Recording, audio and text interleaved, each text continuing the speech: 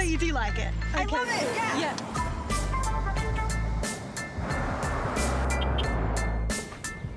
Now when you go pre-owned, you can enjoy the same feeling you get with a new Toyota. Tested and backed by Toyota. Upgrade your car, mate. This? Yeah, no big deal. Toyota certified. Pre-owned in a class of its own. Oh, what a feeling. Toyota.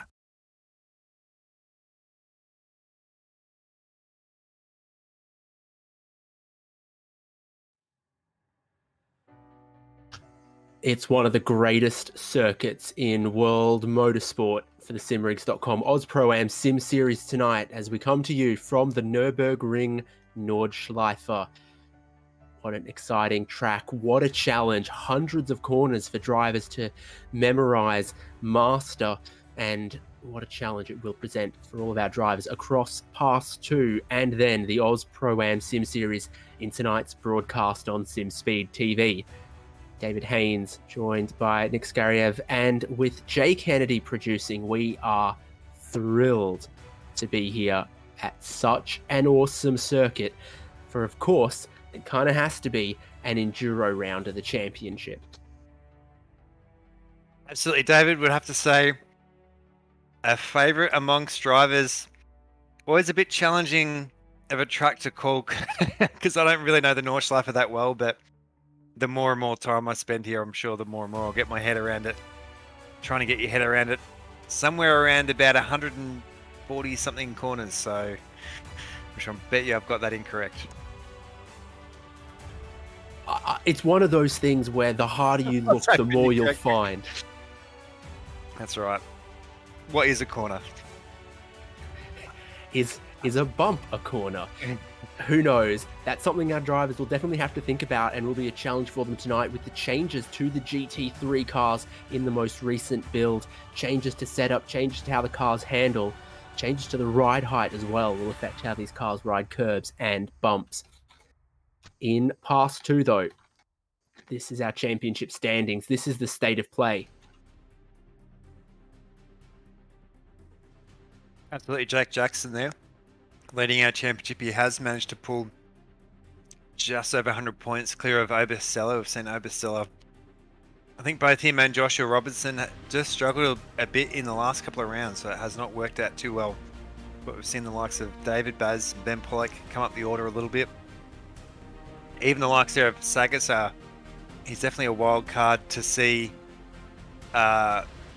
Yeah, Sagas is definitely always seems to be in the mix in that top 5. Also struggling a little bit with that consistency, but as we've seen, just showing up and just trying to get those results up on the board can definitely bring you up that championship. So we are here now for round 10. Nordschleife, yeah, definitely one of those, pin-up poster tracks. And yeah, definitely something that we want to see people do well. It does require a lot of practice. It's not really, we kind of talk with the drivers when they're afterwards and they turn around and just say that they kind of show up and hope for the best. And you'd have to say, for Nordschilefe, you really have to try and get that practice in. Here we are looking at our balance of power at the moment. No big changes here this week. Leaving that Ferrari 488 there at 100%. Lamborghini Huracan, no change to that either. It reminds you, in fact, almost of like a rally stage or something. There's so many corners, so much to memorize, and the drivers battle the circuit as much as they battle each other, it seems. And a lot of it is about navigating the lap cleanly, setting up for that long run down the Dodinghauer, one of the fastest straights, and with a huge slipstreaming potential to pass right at the end of the lap. And you see, yeah, our balance of performance for Pass 2, that Ferrari and the Lamborghini, both still with incredible amounts of horsepower, which is the favoured car amongst all of the updates. Well, definitely a good qualifying performance from our BMWs with Ian Jordan and Thomas Leprake on the front row at the moment. Then Nick Bottrell, Hilton Booth, and Graham Fyland. That is 5 drivers with qualifying times. Simon Mazzomo doesn't appear to have one. and neither does the rest of our order here. So I wonder exactly how they get gridded, what the tiebreaker is. Is it iRating potentially? Yeah, it does sound like that iRating is. So it is cool seeing a few of our rigging drivers. We've seen, Simon Zomo, he's super strong over a bunch of different cars, and even here on SimSpeed as well. So yeah, pretty excited to see what he's going to put out here tonight. Absolutely. So we have a lot of racing and some strategy coming up for both of our classes. You can think of it as 3 classes if you want for tonight's racing. And this is the start of the grid on the formation lap on the Dodinghua. It feels like a significantly truncated formation lap, but it still will be a bit for them to get around through to the final chicane of the lap and onto the Grand Prix pits. Also changes to how you can paint your car in the last week as well. I'm sure that's back of mind for our drivers, considering all of the changes to car weight, tires, suspension, setup window limitations, etc. All of those things and how the car drives, tire wear as well. But you do have a little more flexibility with how you can paint your car with how thick you want the clear coat to be.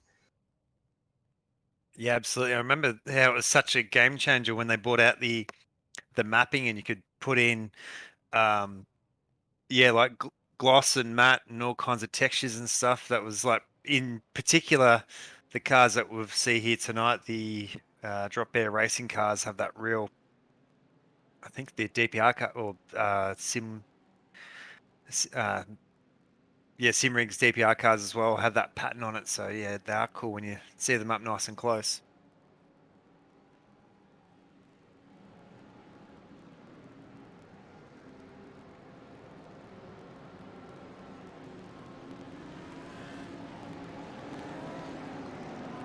Yeah, just seeing all starting up here. We're all underway.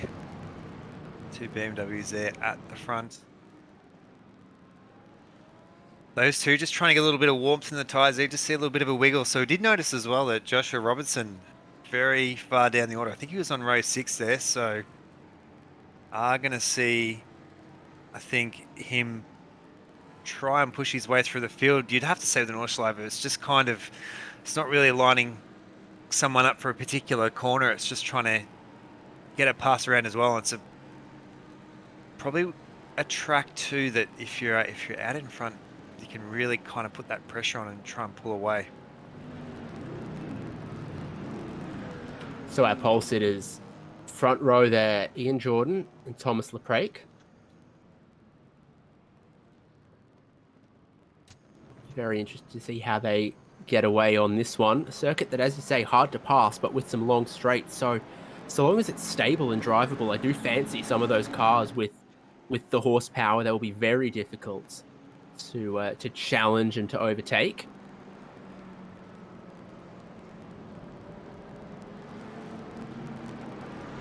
Also, judging by the number of off tracks as well that we had in qualifying, is maybe the incident limit might be something to take into consideration as well.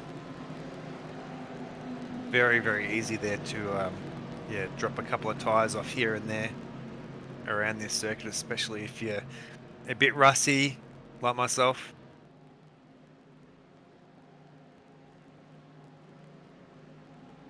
Well, we're going to get racing now. 40 minutes with the required pit stop here for pass 2. And it's cold tyres. How will those tyres react on the way down into the very tight hairpin at turn number 1? It's 3 wide in parts of the middle of the pack. 2 wide a long way through the pack there as well, but it's very wide in this opening sector on the Grand Prix circuit. It's that turn onto the Nordschleife later on where things really start to narrow up. On the 24-hour layout here, of course, which means we skip the arena, but do go all the way down to the Dunlop hairpin. Big challenge, almost a hip and shoulder there between the Audi and the Ferrari. Straight line speed of the Ferrari almost instantly evident as they run down the straight there as well. Yeah, you can see just covering off there, that Porsche.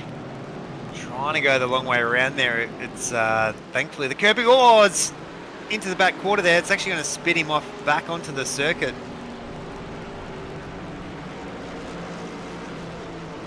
Graham Filan ends up amongst the barrier there after the contact with David Baz. New damage model in effect for these cars as well, so how significant is the damage from a hit like that? The first thing I instantly notice is somehow the rear wing is still in one piece for that Audi. Many years, the suspension's not though, many years, a hit like that would have made an origami piece out of the rear wing on the Audi. Yeah, choosing to take that pit entry there, so it's going to be a very long tow wait. You see out onto the main part of the circuit, you just see how much narrower it becomes.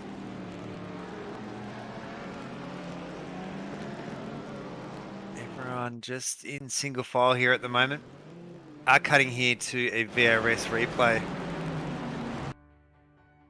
Does appear to be Hayden Jackson there in that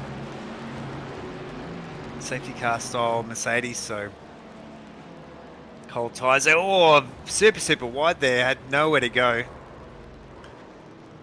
Choosing to pull that tow hook very early here. Great setting shot of the castle there at Nordschilefe.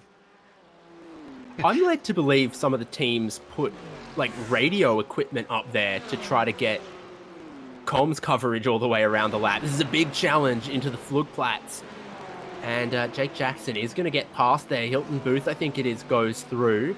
This looks like Pollock. No, Jackson here with a good run. And it was, yeah, Booth that got through. So Jake Jackson moves ahead of Pollock. Two Mercedes are going to challenge each other behind that. Coming over the crest, a super dangerous part of the track there. Really high speed as you flick left over the crest and then have to immediately start braking for the slow corner here at Arenberg.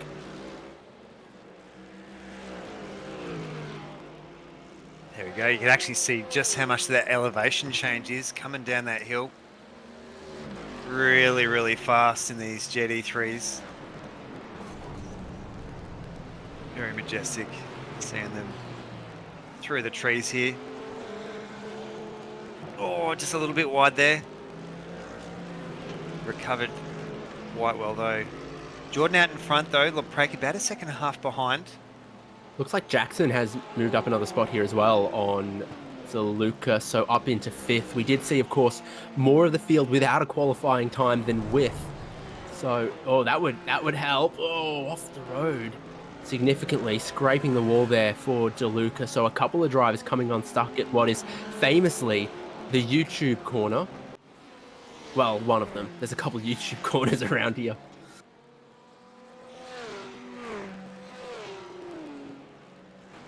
Many changes in iRacing's update that came out in the last couple of days. Another one that might get a little bit of attention is that grass behaves differently now. It's softer and your car kind of sinks into it rather than it just being slippery. So that's interesting. There's not many places though that you can run across much grass here without instantly being in the Armco. This is a challenge after the louder links and into the right-hander that I think is Bergwerk. I was about to say, I wish my grass behaves. It's needing to be mowed quite a lot here with all this weather that we're having. I'm also quite old, Nick, and had a conversation yesterday about how the grass is growing under the shade of the tree next to the pool area. Is it true that everyone in Queensland has a pool? Or access to one at least? Yeah, it would seem like it. This is a really difficult part on the track to challenge. You can really only go single file through that corner that I hesitate to pronounce because it sounds a bit dirty in English, but it's perfectly fine in German. Get further around the lap here. This is one of the highest points in elevation of the circuit right before they go into the incredibly famous carousel. Ian Jordan in the BMW leads the way. Then we got Leprake and Mazomo in second and third. More ride height for the setup around this place these days should mean the car handles parts of the track like that more tidily than it might have in years gone by.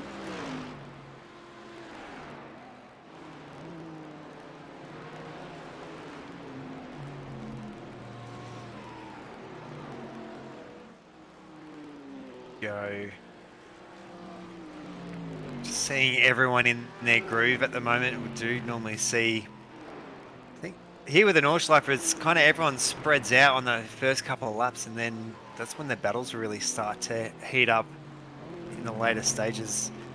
Great seeing that on board there with Simon Zomo. So he's a bit of a wild card here tonight, all the way up in third place there at the moment.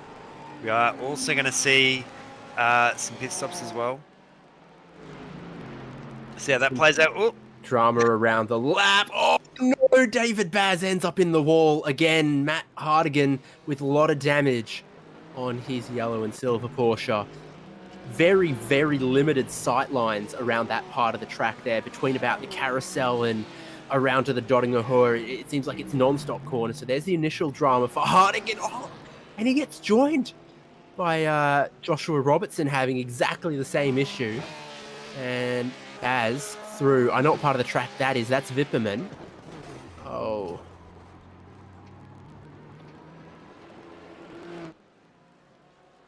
We are going to stay here with Ian Jordan here on the replay here at the moment and see exactly what had happened.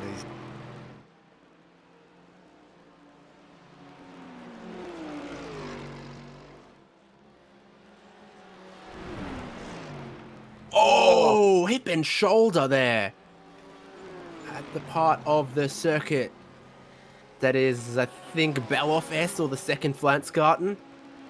Wow. Yeah, that suspension is all over the place. That is going to be really difficult to get that back. You can even see now doing some kind of rate of speed here at the moment. He's managing to keep it pretty well straight. This is the lead. Leprake with Mazomo in the slipstream. Speeds of 270 kilometers an hour. Mazomo pulls out of the draft underneath the Bilstein Bridge, and they're going to challenge down through Tiergarten. Mazomo backs out of it a little early, though, so he might see that it's looking like a two-horse race up front. This is the battle behind Bottrell and Jackson. Jackson's moved up 3 positions in his Porsche in this opening lap. He was looking for 4, but couldn't quite manage it. We know the Porsche still looking like a great race car, but not with the power of the rest. So he's got to be smart about how he makes his moves here. Everyone up front staying out of the pits still, but there's a couple of drivers we know are going to come through. Ian Jordan in now, and there's a few others that I think we might see with an early stop because of damage.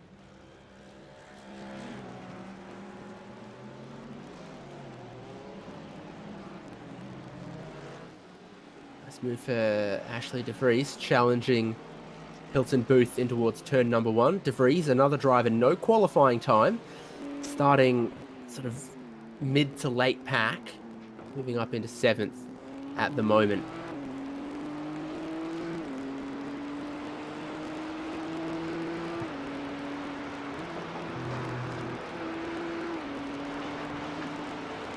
So you can see Mazomo trying to find a way. How many times can one man pull a fake? He almost faked to the left and the right there.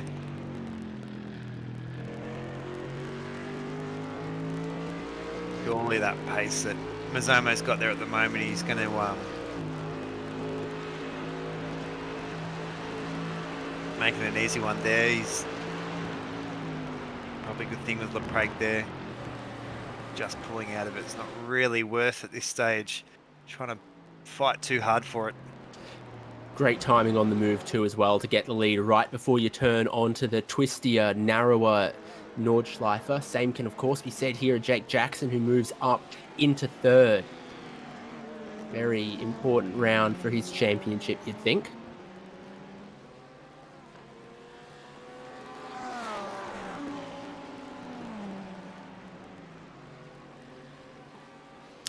So 40 minutes is looking like 5 laps, and that checks out as I do the mental maths really quickly, being lap times just over 8 minutes. Yeah, absolutely. We just found out through our producer Jay there, 5 cars and meatballs at the moment, so starting to be a bit of a, but even though it's only a 40-minute race, bit of a battle of attrition. So drivers with meatball flags who don't really feel the need to pit. Are they driving Haas?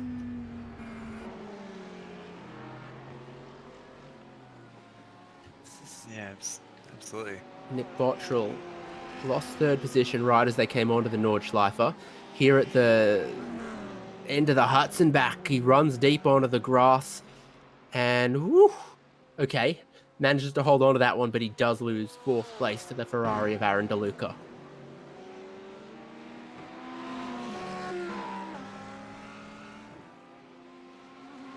They're saying actually Mizomo has not pulled too far away there from Thomas Leprake there. I thought he was almost going to pull a second on him, but still sticking with him there at the moment. It was actually maybe lost about a tenth coming out of that corner, but yeah, if you can try and stick with him and just kind of maintain that pace, it might not be Mizomo's for the taking so far. With no idea about strategy at the moment, about fuel burn either. So a lot could change around that, especially with a little change as well. Not little change, it's going to be a pretty big change for GT3 that they take fuel and tyres at the same time now. So getting new tyres at your pit stop, far less of a pit lane loss than it used to be, makes it far more tempting in a 40-minute race like this to think about, oh, drama's there for DeLuca and he's off it. Miss, hit, miss. It was miss, hit for him on that occasion. Yeah, that is going to hand out a meeple on that one, so yeah, not too great. Oh, gee, you can just see how much how much steering angle can you give? It would be almost well and truly past the 180-degree mark. Oh, Robertson at the YouTube corner.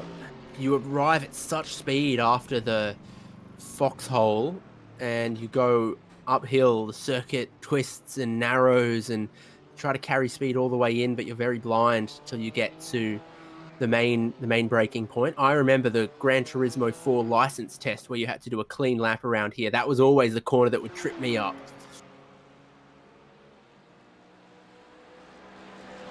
That is true. Very, very nostalgic there. In the Mercedes 190E Cosworth 2.3. I felt like Gran Turismo single-handedly, this is going back to Gran Turismo 1, underpinned the sales of the Mazda 121 Demio. Oh, I love some of the like road cars that ended up in that series. It just had no business ever being on a racetrack. There's like the Toyota Echo first generation 1.2 or something. That's right.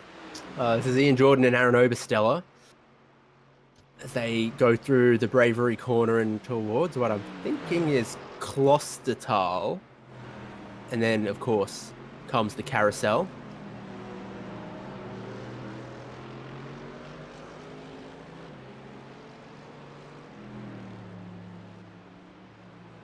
There we go. Leprake coming down the order there. We'll try and work out exactly what has gone on. And has dropped out. Technical issues for the driver who's running in second place. And it releases a lot of the pressure off race-leading Simon Mizomo.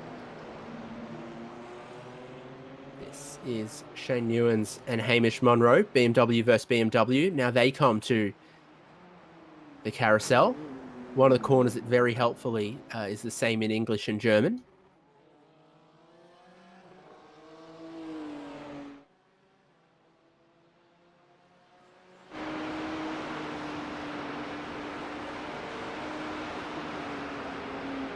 Up the hill, quick chicane, maybe one little downshift, and then braking into the right-hander at the very highest point of the circuit. But dramas for Nick Bottrell.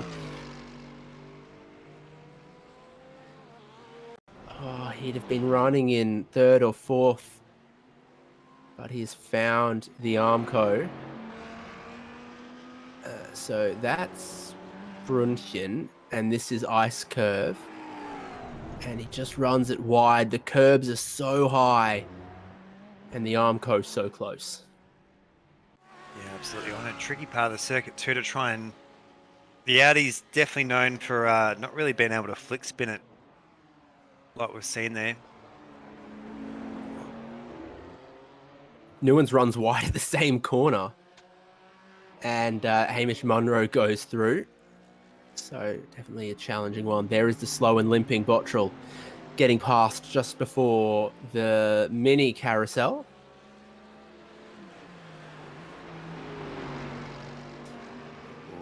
Ian Jordan with a good run through Gelgenkopf, I think it is, into the slipstream of Ashley De Vries in the battle for 7th place. Tell you what, Bottrell's still got a bit of straight line speed. Here's your race leader, Simon Mazzomo, and he's heading for the pit entry.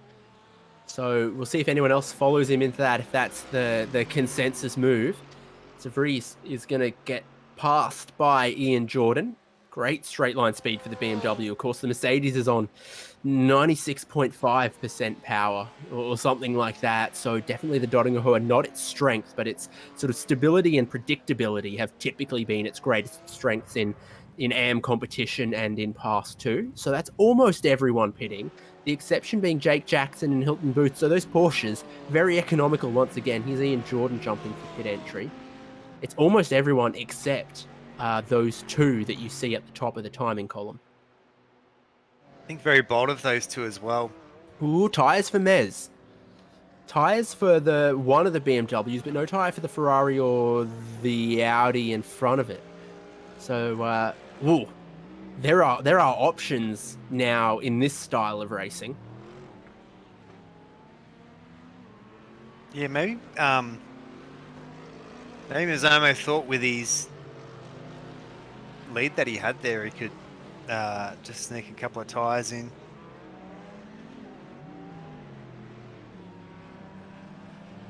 Still seeing absolutely everyone else roll through pit lane, so it's now a case of who hasn't pitted versus who has.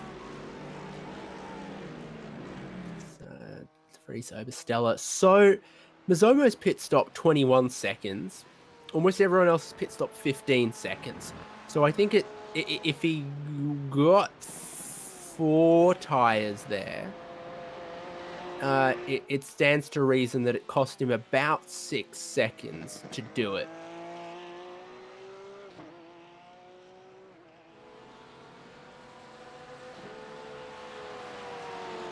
We'll see if anyone else hits a big tyre cliff, but it's a pretty cold racetrack today at 18 Celsius on the circuit.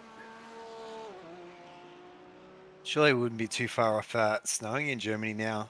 I saw some pics that I think it has. I saw pics of Spa. It had snowed on Radion, so that's a great place to bring out the snowboard, carve up those curves. Maybe take a snowmobile around.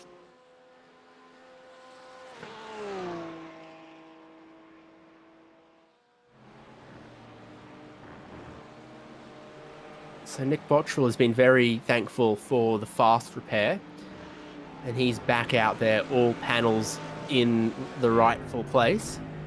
But now definitely pursued by De Vries and Oberstella. I'm guessing the BMW that I saw pop up on the jacks for 2 tyres was probably, what I'm guessing is 2 tyres, probably Ben Pollock. So keep an eye on him a little deeper into this race.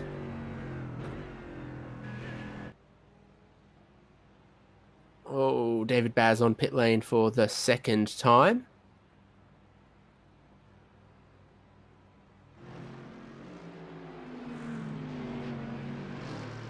Is that his first or second meatball there, Joe? Second. He's well on his way to a spaghetti and meatballs. That's right.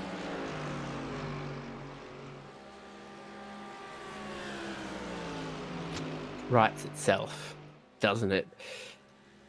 Bottrell, De Vries and Oberstella are the closest cars on track, and they are forming a bit of a sandwich of their own here. Bottrell running very well in those podium positions early, but I think the little mistake and the damage dented his confidence, and I just am sick of hearing confidence and belief in a sporting context. But I think this is a circuit where that is pretty key to your lap time, is to believe you can commit to the corners and carry speed over blind apexes, etc. Once you're tippy-toeing a bit, it is gonna cost you far more than at circuits that have got more runoff, a wider racing line, and better sight lines.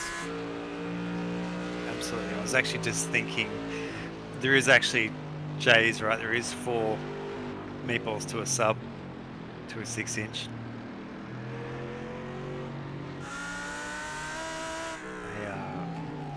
I was just trying to think what sub I do like. Sorry there, Haynes, that was an awful segue of myself. No, it's fine. I just can't go past, ham, some crunchy vegetables, and what sauce do I want? Whoa, Bottrell around at one of the slowest, tightest corners of the circuit. You got nowhere to go if you are Obersteller. And Nick Bottrell has lost the rear of that Audi in a corner that I used to know the name of. Don't reverse it onto the car. Oh, he nearly beached it. How many times have you seen someone come to a stop on one of those high curbs and high side it? So he gets in a little late, a little deep. He's off the line. There well and truly could be marbles out there. And that was the hit. Was very well behaved of him though to reverse off, just slowly come around and nowhere to go there.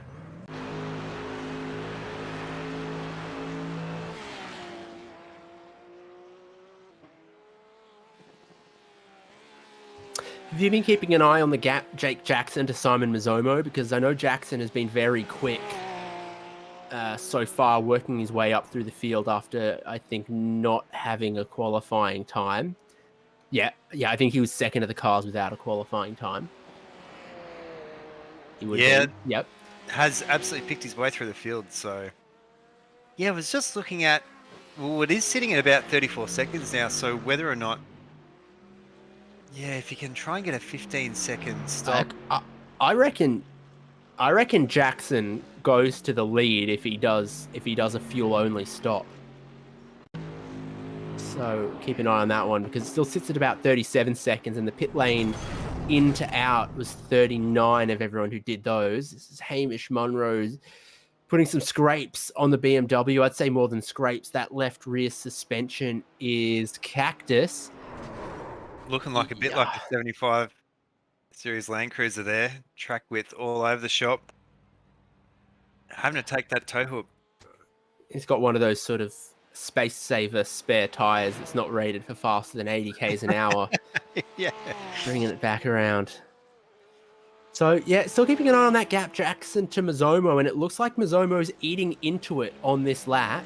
Jackson presumably having to save a little bit of fuel and not on those newer tires, but it still could be very close. This is Ben Pollock as he just runs it wide at the ice curve. Do you know why they call it that? The ice curb? Ice curve. Ice curve. And is that a German translation, or it is... The German word for ice is ice. Oh, there we go. Nick Bottrell more damage again, but they call it that because it's the part of the circuit most covered by the tree overhang. So when there is ice forming overnight, it's the last place that it melts is in that corner. This is Pollock and Jordan.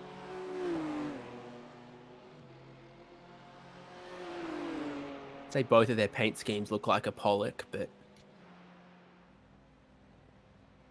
here is Jake Jackson on the lane. If this is a quick stop, it's going to be very close for the lead of this race.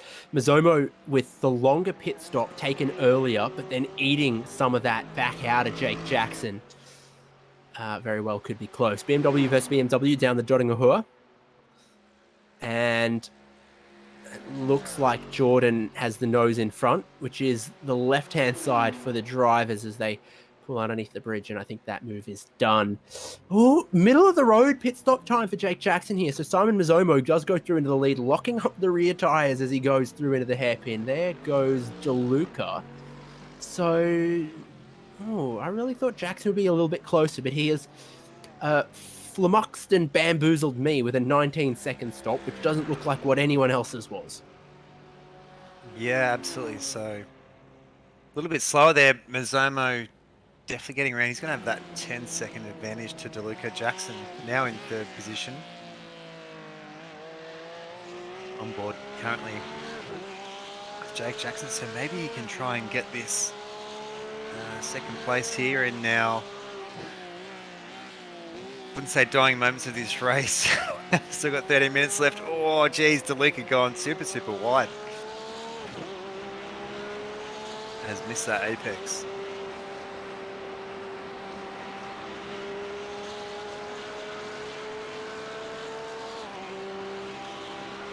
All the way, you can see really heavy on the accelerator coming up that hill there. That Porsche singing away though. Just inching slowly and slowly. I don't think he's going to get it done until they are going to get onto that narrower Nordschilefe section.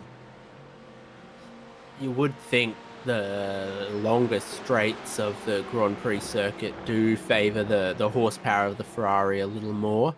It's wide at the chicane just a little bit for Jackson.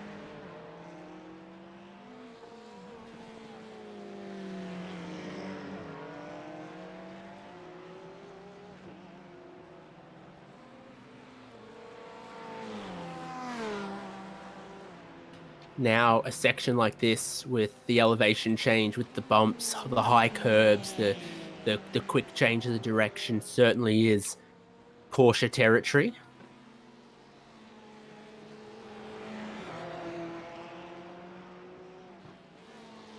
Jeez, just creeping slowly and slowly there. He's in that slipstream range. You go downhill, you pick up the speed, and then you get to the crest at Flugplatz. Got to commit to the double right. And then another long high-speed run. So for DeLuca, I'm seeing a maximum speed of 273 to 200 and... Well, it was 268 k's an hour, but Jackson's just gone to 272 in that slipstream just then. So that's the fastest that Porsche has been all race, was just then at the top of the hill and in the slipstream of the Ferrari.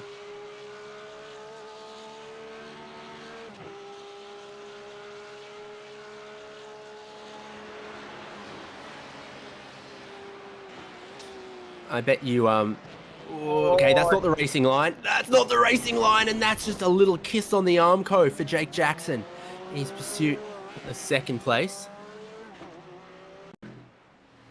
No meatball.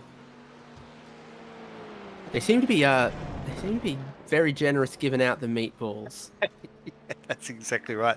Giving them out like spankings at the moment. What kind of subway are you going to? Yeah, Jackson narrowly missing. You'd have to say, even though being the last round, this would definitely be one of those rounds where you really just kind of want to take those points where you can, taking into account those drop rounds. So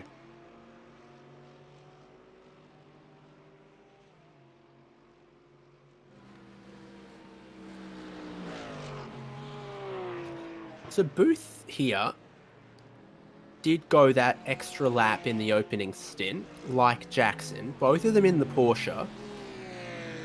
Booth also with a 19-second stop. So how much fuel did he take? Which tyres did he change? He's obviously done something pretty similar to Jackson.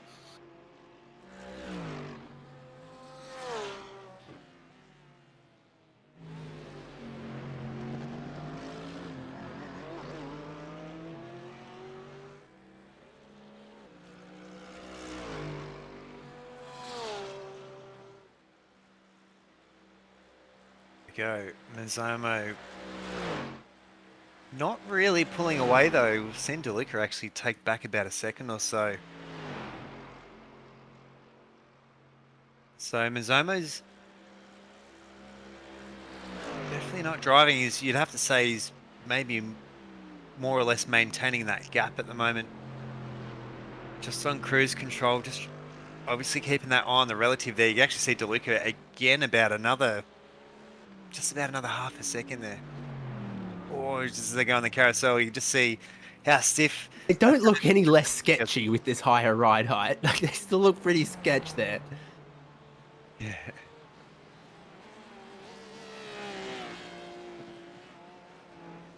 Oh, it's unique.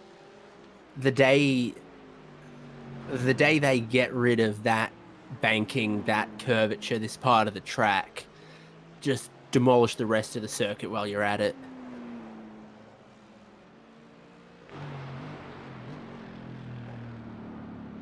Oh, I was worried he was gonna jump out of the groove there.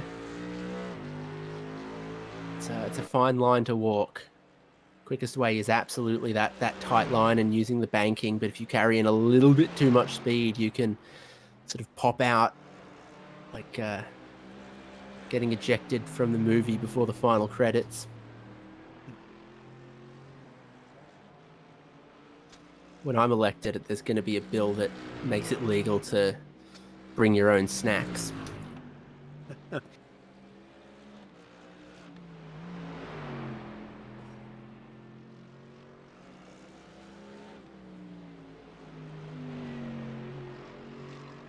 we go, just having a little bit further look back through our field. So that is car 292.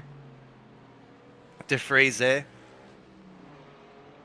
Just chipping away, you can see quite a lot of space in between him and people around him. This is the next battle shaping up. John Nicolaife and Ian Jordan. Both of them pitted on the same lap. Last lap, though, was 9:02 for Nicolaife and 8:56 for Jordan. So Jordan was, 6 seconds quicker on what was the out lap. I don't know if that has anything to do with where their pit boxes are, or Jordan was genuinely that much quicker on the out lap. But he's shaping up here.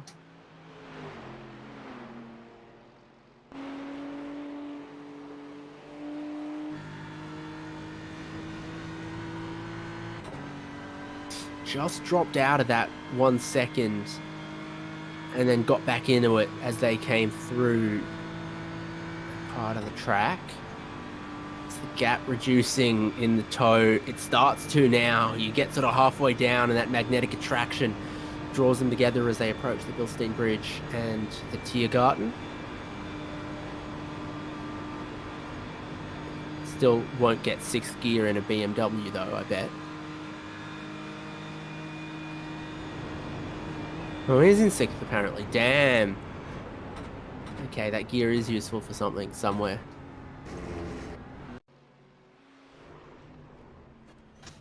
Well, as the leader starts the final lap of the race, this is Hilton Booth, and the fact that we're looking at a replay of a car by itself probably doesn't immediately bode well.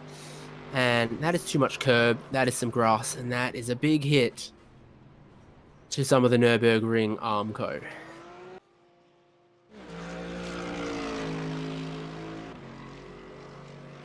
Not enough for a meatball though, apparently, so good to know it's as inconsistent on the sim here as it is for Haas F1. Yeah. Well, I think he's probably more lucky that he didn't smack a wheel against it. He actually nosed in more or less flat up against it.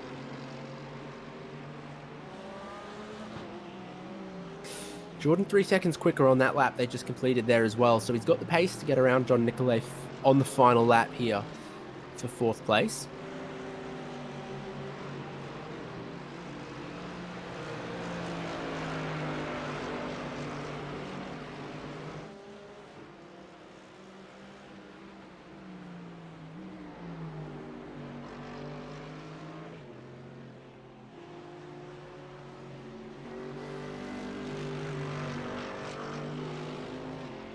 right where you need a great run onto the Grand Prix back straight. He just gets a little wide out of the AstroTurf and onto the grass for Ian Jordan.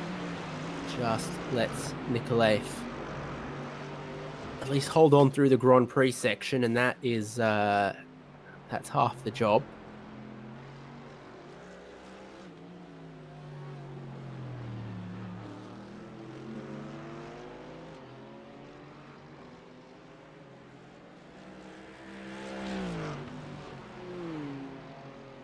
There we go. I think it was Jordan there with the fastest lap, one of the official races, so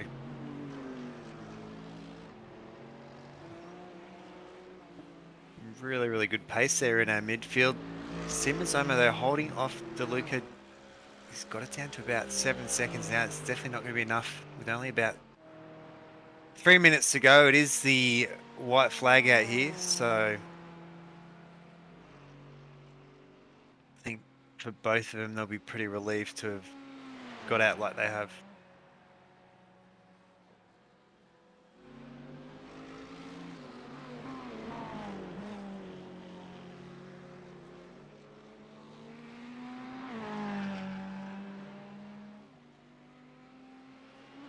So we see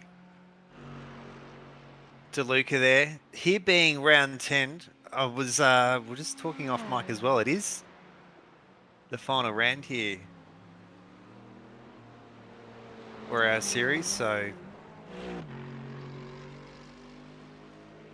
yeah, great effort by everyone. Potentially might see a few of our M competitors here will get a promotion up into the bigger league for maybe next season. Yeah, we've seen that happen. Season to season and seasons gone by.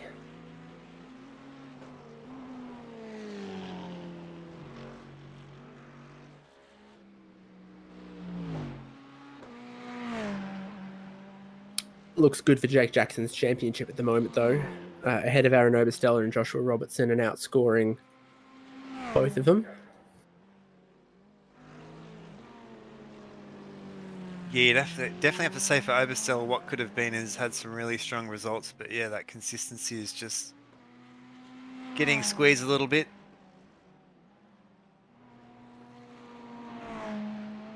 Jackson, a very deserving winner of this season here in the M class.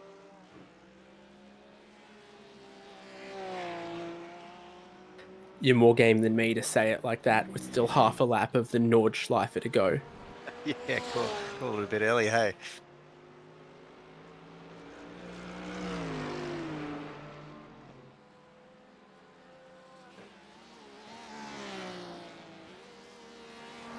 Continues to close up a little bit between first and second, which surprises me.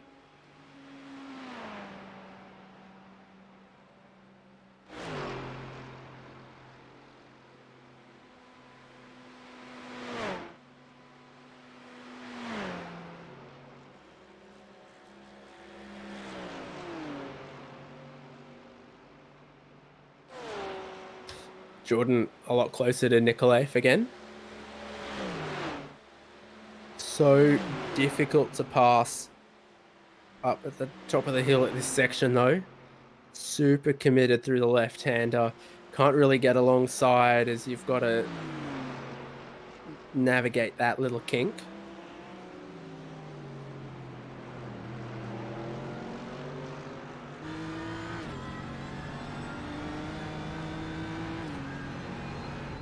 Having been in Germany at this time of the year, but many, many years ago, that 3:30 p.m. sunrise is at 3:30 p.m. sunset is accurate. Yeah, wow. Genuinely incredibly bizarre if you're not used to it.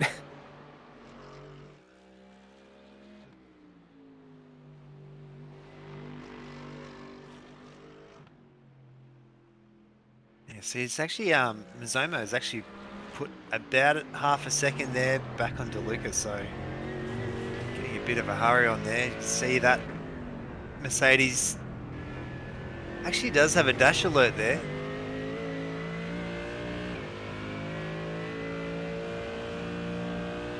Oh, sorry. Well, over his shoulder, I think the fuel alarm is actually on as well, but they changed the behavior on some of these cars, and I remember some that used to get a fuel alarm at sort of 5 liters now get it at like 10, so it's quite as urgent as it once was.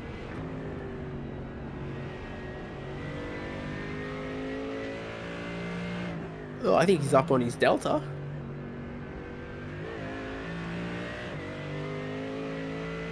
Enhance. You can see he's wearing sunglasses with all that glare.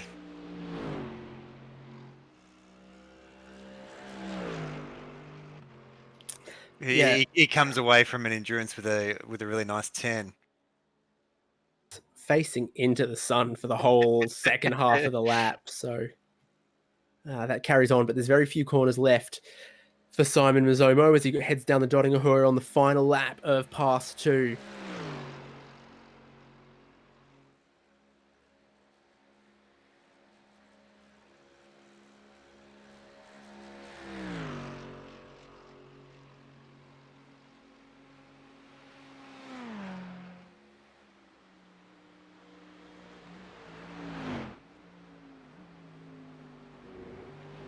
And that is the final corner of the lap for Simon Mizomo, and he heads towards the line.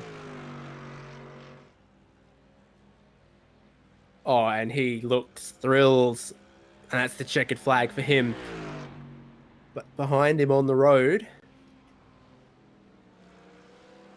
here is Jake Jackson, potentially under a little bit of pressure, but his championship isn't. Surely this will give the Pass 2 championship to Jake Jackson.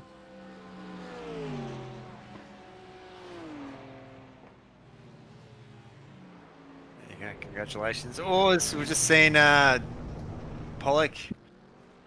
Drama for Ben Pollock, the final hurdle. He runs wide, he gets the Armco, and there is big damage on the Beamer. I think that gives Ashley DeVries a free position. Oh no, Nick Bottrell's done the same. A little further around the lap.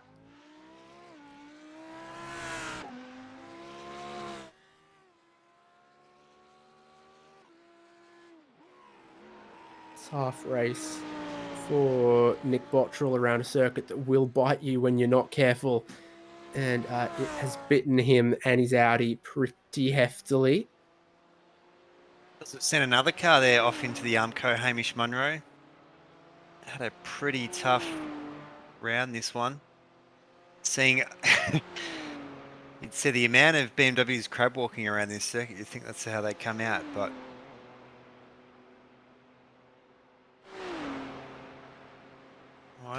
It's how the BMWs that are built in October come out of the factory. That's right.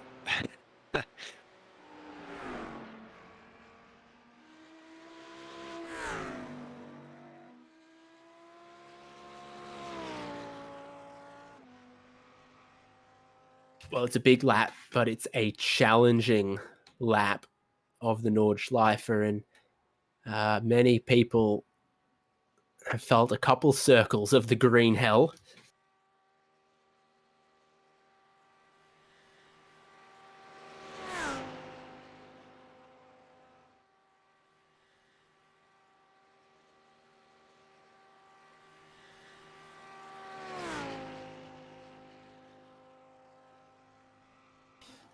Glare from the low winter sun over the Nurburgring Nordschleife was blinds Nick Bottrell as he looks to limp that car to a checkered flag. Or to the pit lane. Okay.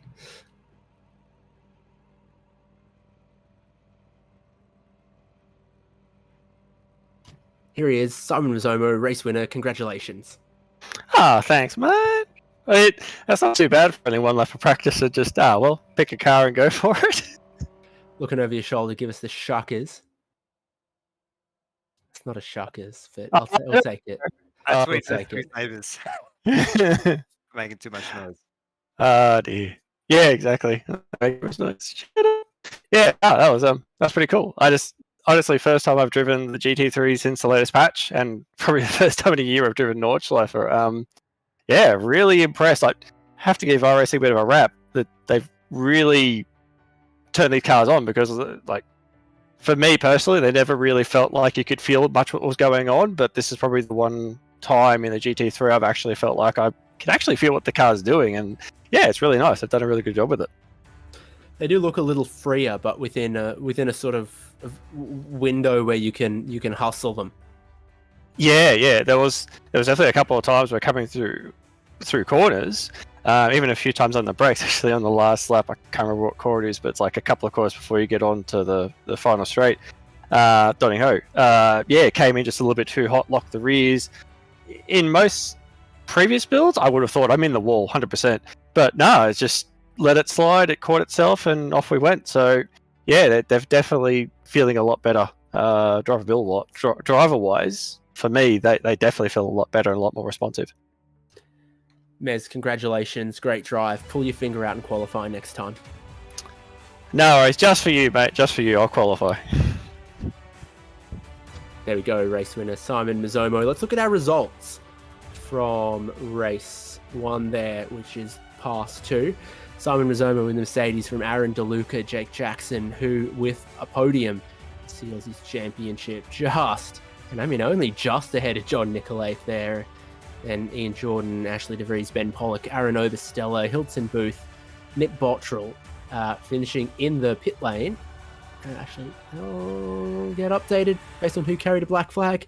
Shane Newens, Graham Filand, John Gagliardi, last car on the lead lap, it looks like. So consider that, I guess, a retirement for Matt Hardigan, Hamish Munro, David Baz, Thomas LeBrake, Joshua Robertson, and Hayden Jackson. More racing is still to come from the Nurburgring Nordschleife, because it's the final round of the season. It's an enduro round, and the simrigs.com Oz Pro Am Sim Series, their main race, is coming up after this.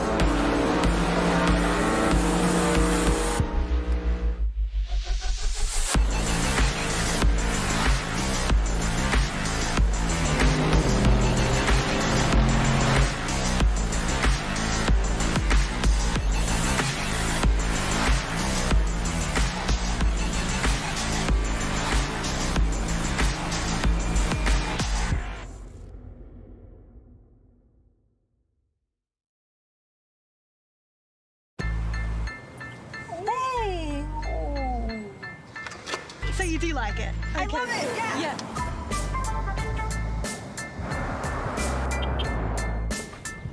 Now when you go pre-owned, you can enjoy the same feeling you get with a new Toyota. Tested and backed by Toyota. Upgrade your car, mate. This? Yeah, no big deal. Toyota certified. Pre-owned in a class of its own. Oh, what a feeling. Toyota.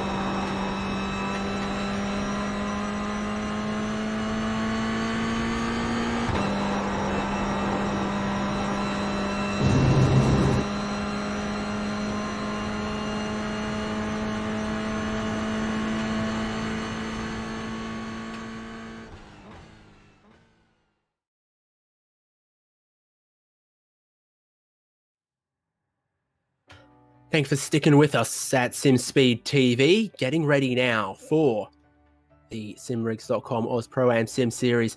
The main drivers in their Enduro round to close out the championship. It has been really, really entertaining. Almost every place we've been to this season. And it's all thanks to these.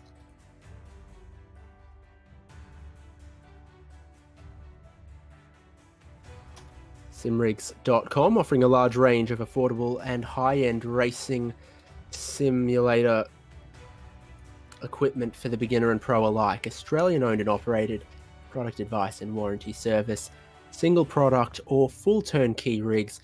And remember, you can use the promo code OzProAm, all one word there, for 5% discount at checkout, which is cool. OzProAm for 5% discount at checkout at simrigs.com.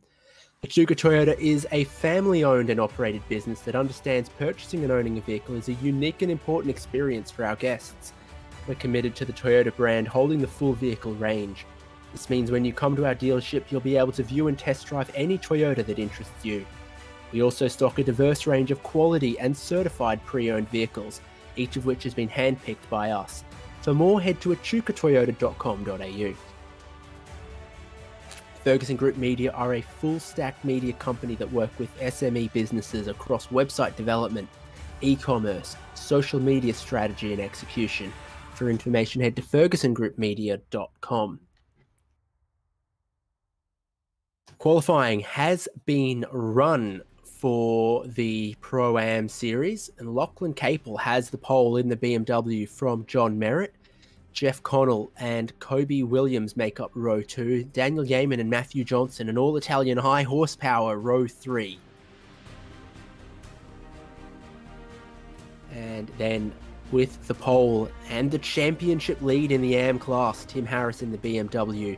He's got Christopher Henn, Sebastian Flock, Sam Lehman, second of the AM runners, denoted by the blue number boards.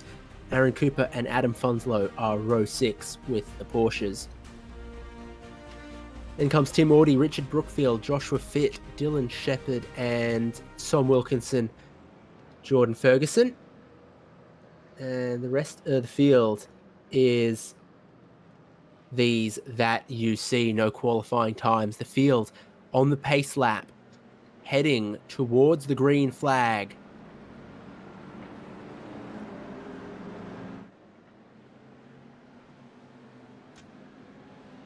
It's in the air.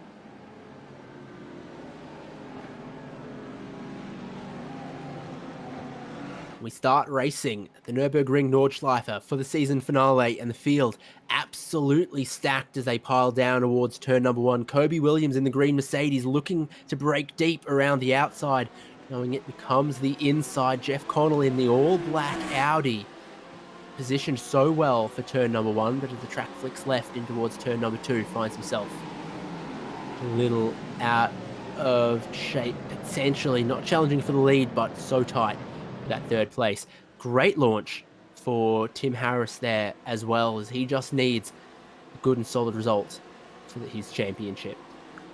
Yeah, we do know as Connell has gone with the Audi 2 here for tonight, so maybe for a bit of a future reference to see how he feels comfortable with that. He does have Kobe Williams though all over the back. Look at your balanced performance, not too dissimilar from past 2, but look at that, Porsche on exactly 96%. The Lamborghini actually losing a little bit here after its great performance at Sandown in last round. Tyres struggling to come in there for Jeff Connell as the Audi walks around. It did look a very challenging car to drive in past 2 with the mid-engine layout. Simon Rizoma with the front-engine Mercedes was sort of, I guess, happy with the balance of his car, but with those sort of characteristics and a little more movement, the mid-engine Audi might be more challenging. Williams looking to strike before the field for the first time, works its way from the Grand Prix circuit and onto the historic Nordschilefe. You can see how much tighter it gets as they kind of get spat out onto that part of the circuit. As you just see Connell under pressure again, it's going to be a long hour for him with Kobe Williams all over the back. You can see aggressive there on that left-hand curb there for Kobe Williams. Though we've seen very much in our past two, just previous, so you do not want to hit those curbs too hard. It can unsettle these GT3 cars very easily. Absolutely. The horsepower and the slipstream looking very strong. I think I've noticed that the draft is a little stronger than it used to be, potentially, for these GT3 cars. I could be imagining things, but that's sort of the impression that I have got. That would be Flock, I'm guessing, in the Lamborghini, which means it's Sam Lehman, second in the AM class in the BMW, right behind him. Challenging part of the circuit here with just a tiny dab on the brakes, a little downshift as you go over the crest at Schwedenkreuz, and then immediately into a big braking zone at Arenberg, typically down to second or third gear. These kind of cars and traction off the exit, very, very critical. Track winds and it's bumpy as you pick up a lot of speed down into the Fuchsrohr. And then at Noah Force at the top of the hill was the scene of a couple of the crashes in pass 2 as well. You just got to keep scrubbing off a lot of speed as you go through, and the Audi for Jeff Connell just doesn't want to hit the apex there. Looks like a real handful of a car to drive. Yeah, it's actually starting to bunch up even more around. You can see Kobe Williams really trying to find a way behind there. Gee, these two, you'd have to be, Kobe Williams not wanting to overlap, because Connell has come down pretty hard on top of that nose there of that Mercedes. So surely Kobe's gonna, you can just see how much feedback there is. That Mercedes slipping and sliding around. It is a very, very quiet track here. We're on board with Daniel Yeaman. He's in behind our organizer here. You can see He looks pretty happy with himself, doesn't he? how much he loves the Nordschleife there, with a big smile on his face. We'll see if he maintains that smile. Gee, Kobe Williams again. The Mercedes is very out of shape coming out of those corners, and has gone super wide there. And he's almost high-sided it on the curb. Can you go too wide through here? Gaiman looking for a cross-back. Williams gets some of that curb on the exit, which is not going to help his run, and it all starts to let Jeff Connell off the hook. It's been a tidy race start from our BMWs up front of Capel and Merritt, and this is the action zone now. Williams, can he get the nose to turn in there for a good exit out of Bergwerk? And do you know what? I think he can. There. Capel with something to say. Yeah, I think he might be just giving himself a bit of a hype up pep talk back, potentially. There we go, Merritt not too far behind though, about 8/10 or so. We are going to come here to some of the faster parts of the circuit. Oh! Can you pass here? Apparently you can try. If you're Johnson, my goodness, he's gotten his way ahead of Yeaman there, a place in the track where I would be oh so hesitant to try to stick a move like that. Now almost needing to defend. Yeaman gets the Lamborghini nose down the inside. Oh, can you go too wide through the carousel? I don't think you can. I think we're almost going to find out there. Or is Yeaman, actually hung out to dry there, so he's actually off that banking, having to go that slow way around the top there. So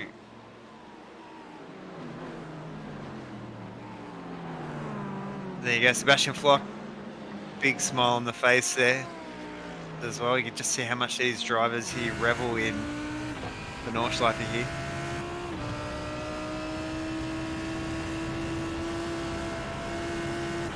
That's not the new Logitech wheelbase, is it?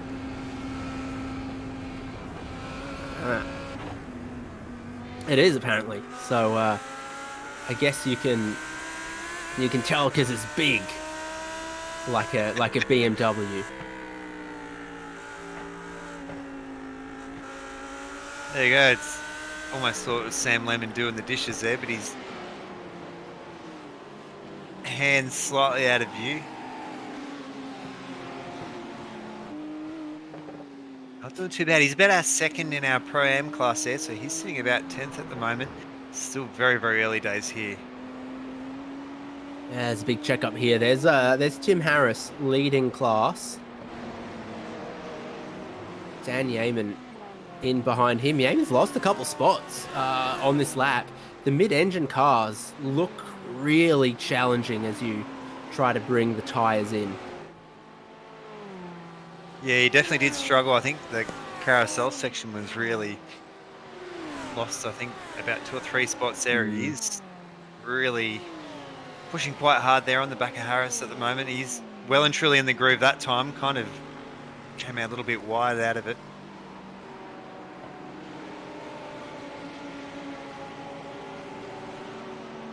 The battle's back on. Williams back to Jeff Connell. And the typical pass with the slipstream down the Dodongahua.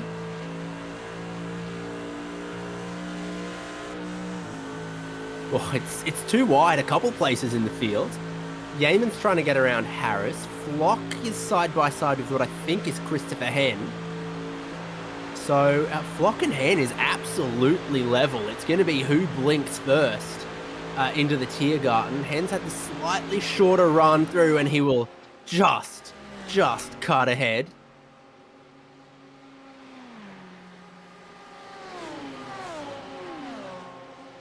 It's all action after one lap. Lead gap closes up. Some passes in behind.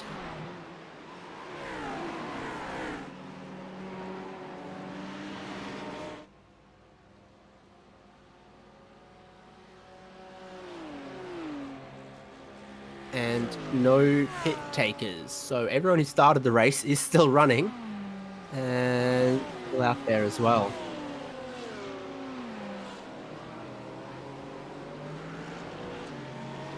No bare balls so far there. You see, I think Williams is going to really push hard to try and chase down Merritt in that one. He's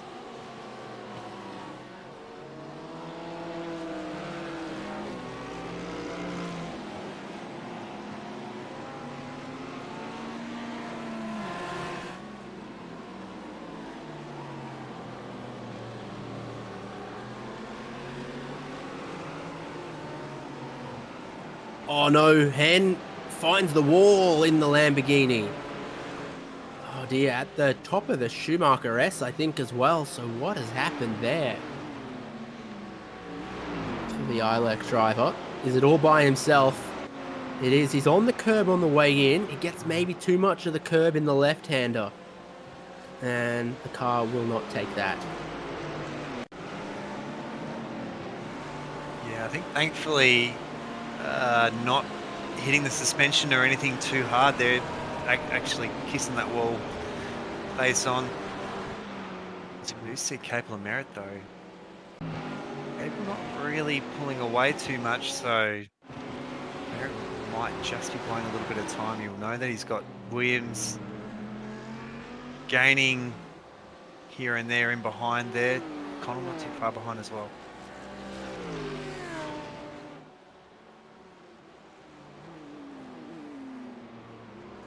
Ooh, big drift from Kobe Williams. The final part of the Hudson back has lost him a lot of time there in the green Merc. Big ol' sideways moment coming up. So it's about here. Yeah, okay. It looks fun, but it doesn't look fast.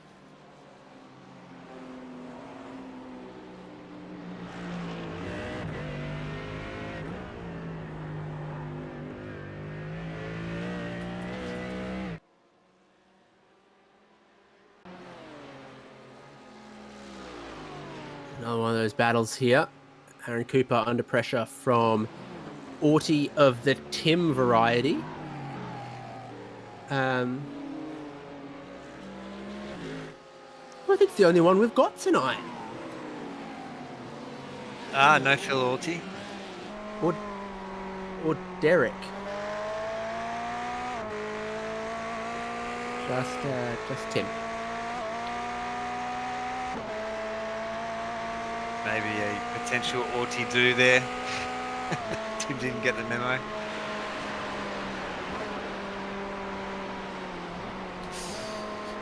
Oh, there's a good pun to be made somehow, but I can't think of it right now.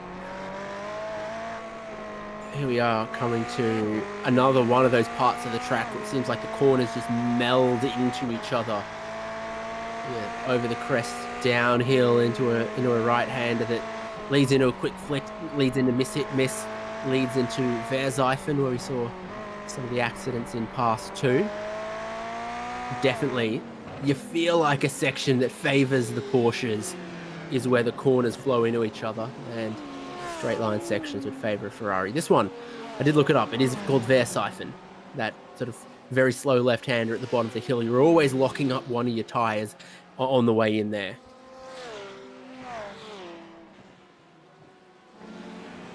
Or at least you are in a car without ABS. I was very accustomed to driving the circuit in the Porsche Cup car.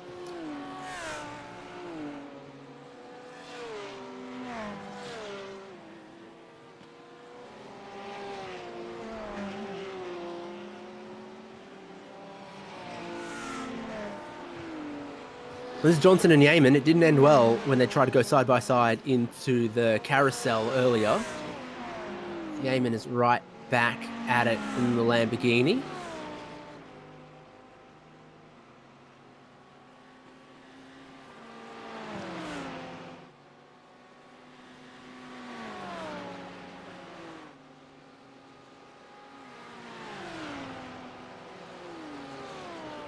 Where can you pass, though, in this section of the circuit? That is always the challenge of the Nordschleife.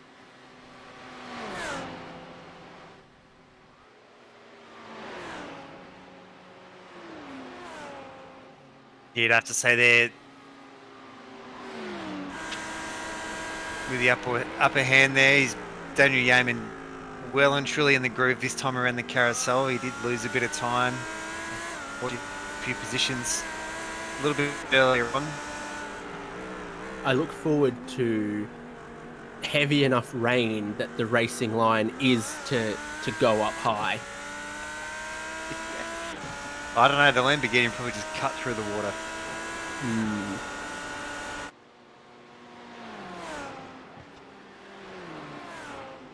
So 45 minutes to go in this championship deciding race. Let's cover off again where the drivers sit with 9 rounds completed and this last race to go.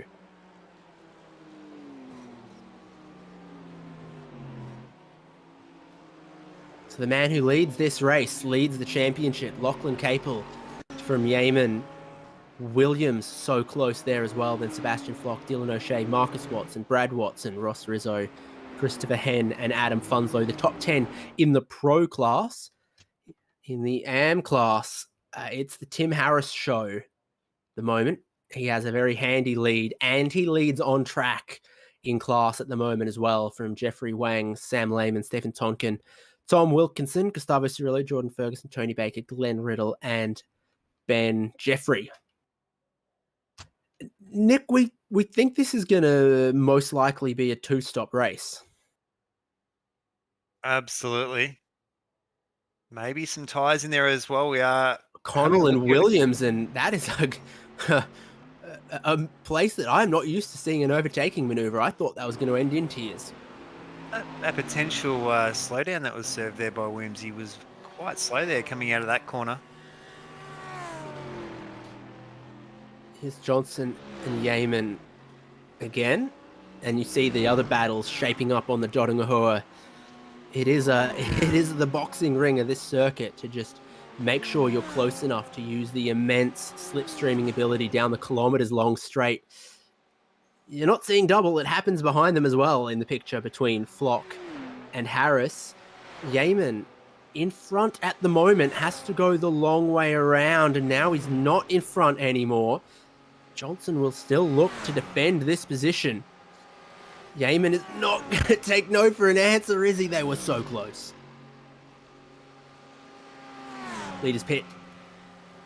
Everyone pits. They're all in the pits, except for Matthew Johnson.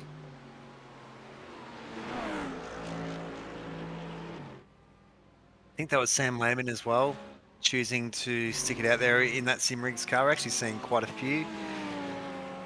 All potentially copying the strategy of the car in front though, so it is going to be Johnson to Lehman there at the moment.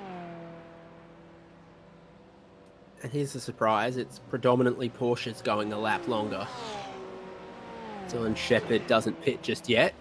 Struggling to get away off the line there, and it's a long stop for Merritt. Connell jumps him. Williams is going to jump him. That's interesting to see. 21 seconds for Merritt.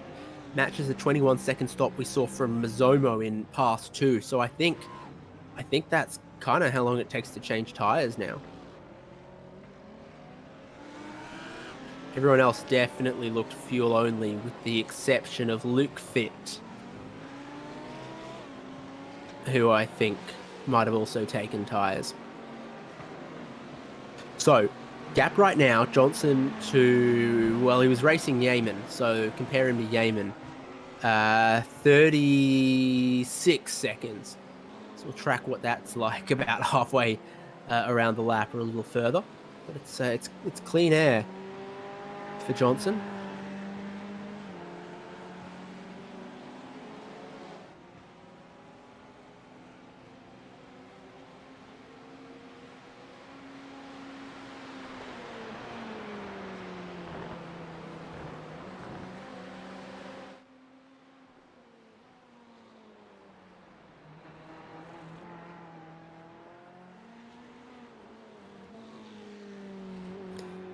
Board with the BMW through the sports car chicane. And the left-hander onto the Nordschleife. For Lachlan Capel, having pitted after just 2 laps, it actually has put him out into a bit of traffic. So suddenly that does look a good move for Matthew Johnson, Sam Lehman, Aaron Cooper, because there's a chance that this costs 2, 3, 4, 5 seconds to Lachlan Capel. I think already now through the Hudson back, no way past on Jordan Ferguson, and it's costing him time. Can you pass there? No way you can pass there. Oh, Ferguson ends up in the Armco.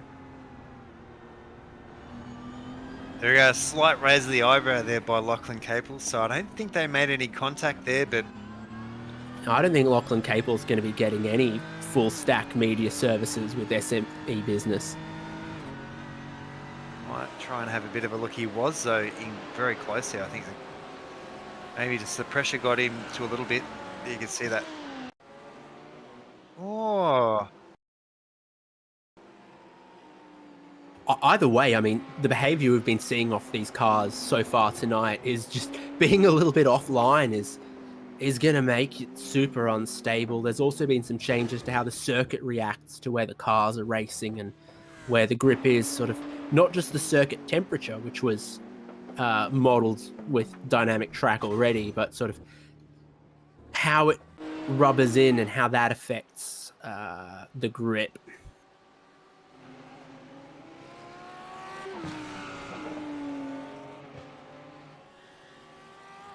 Dyson Wilkinson Buchanan. Good to see that they've fixed that Lamborghini after Sandown.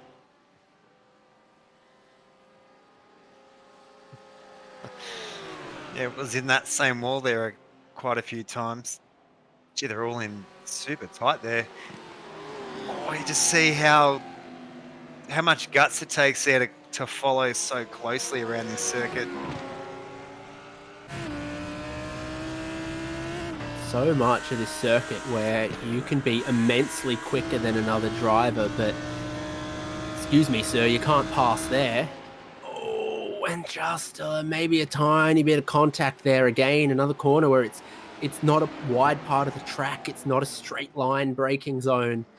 You just can't safely get the overlap to try to force the issue.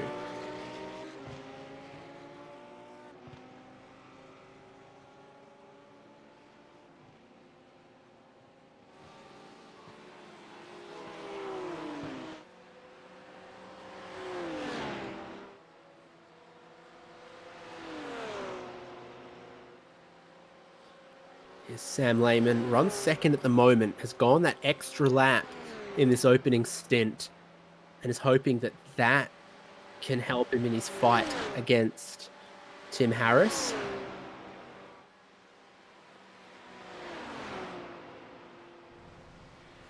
So, Johnson to Yeaman. 35 seconds now. So, Yeaman's pulled a second out of that. The traffic hasn't hurt him relative to who he was fighting. It's really just Capel having any problems with the traffic. Really? My JRT reads this totally different. Mine says... Yeah, 34.6. Gee, that was well and truly 3 wheels there coming into the carousel. Keeping it pointed in the right direction though with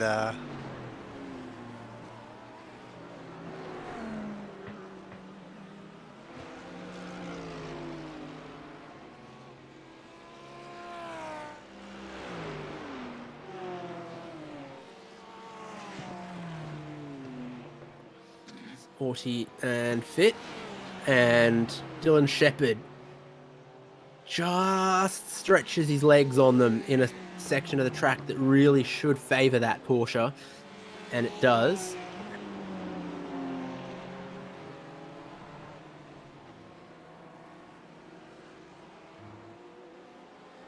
Oh, okay.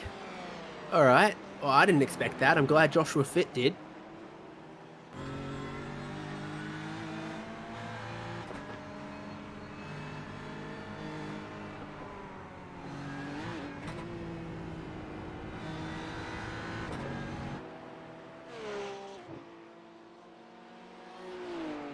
Who's ahead of Wilkinson on the road? They just had an almighty moment that I thought was ending up in the fence. It didn't. Andrew Dyson, apparently. Yeah, so it is. And it harks back to what Simon Mizomo told us. There were a couple times you think, oh, this is going to end up in the fence, and somehow it's savable. So I think it was just before Vipperman. So at the top of the hill at Hor. Well, I mean, that counts too. That counts too. It doesn't end.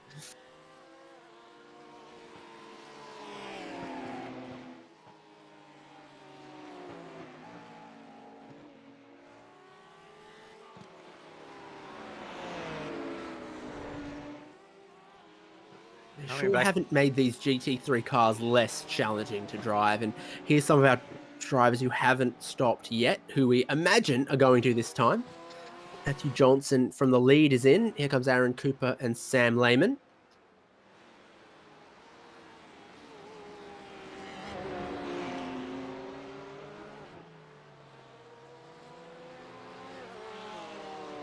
Here's an interesting one. Pit lane speed limit here on just the Grand Prix circuit is 80 k's an hour, but for the same pit lane, Dylan O'Shea doesn't keep that out of the pit wall. For the same pit lane on the combined circuit, it's a 60 kilometer an hour pit lane speed. So make of that what you will, but it's not a quick pit lane here. Yeah, that was a heavy accident that we just saw. Lachlan Cable goes back to the lead. Connell in second. Williams in third. Daniel Yeaman has undercut Matthew Johnson. In fact, unless it pays him back well later. Johnson took tyres. That's why the longest stop from him, and that's why he's not anywhere near the drivers he was fighting before the pit cycle kicked off.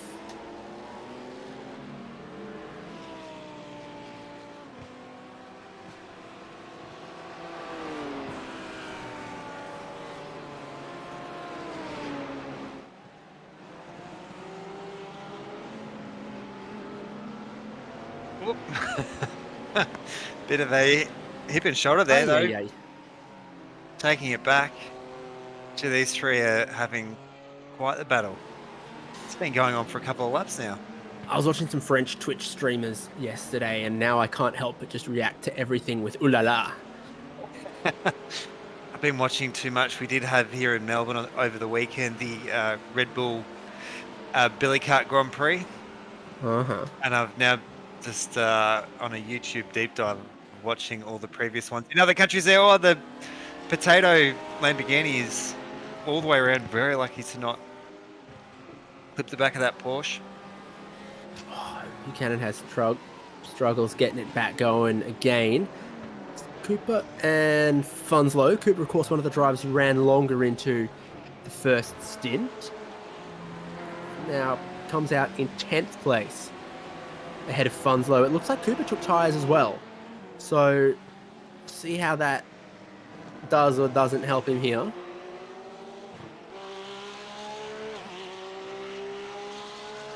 Tell you what, these Pro-Am guys are even worse for track limits than Past 2 was. There's 4 drivers with a clean lap out of 23.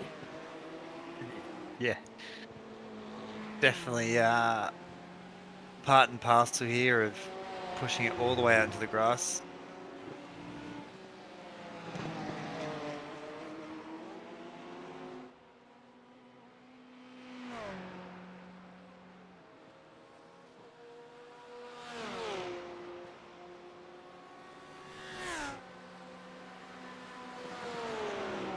There we go. We are almost hitting that halfway mark. So 30 minutes down, 30 to go. So whether or not we'll see potentially some more drivers take those tyres. Be expecting, yeah, definitely another pit stop though. This is an interesting battle to watch because they both just pitted on the same lap. They're both on the out lap. They're both in Porsches. But Cooper took tyres and Funslow didn't. And Cooper is not looking any racier at this point of the lap than Adam Funslow is.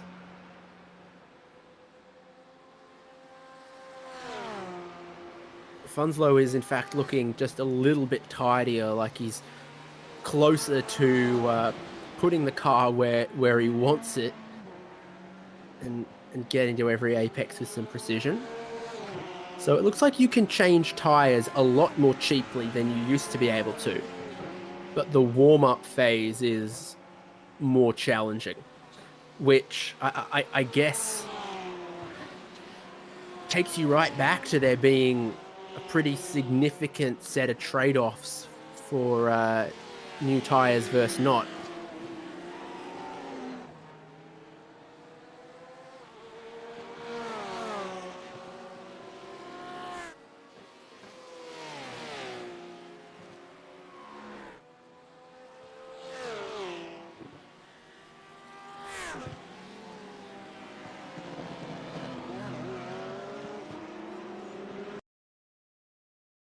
Things could get interesting for the AM battle here, with Harris and Lehman getting a little bit closer. There's Harris in the BMW, Sebastian Flock between them, and then Sam Lehman in his red BMW.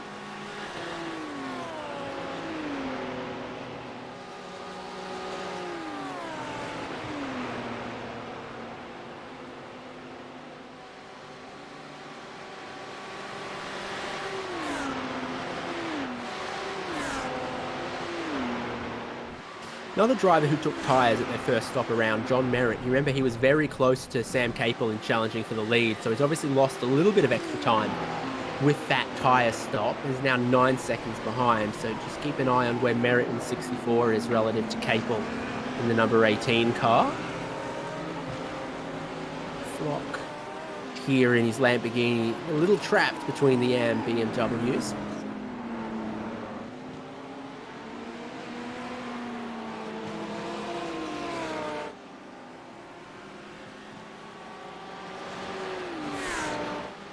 And if you're not ahead by this part of the lap, you can forget about it until the dotting a her, I think.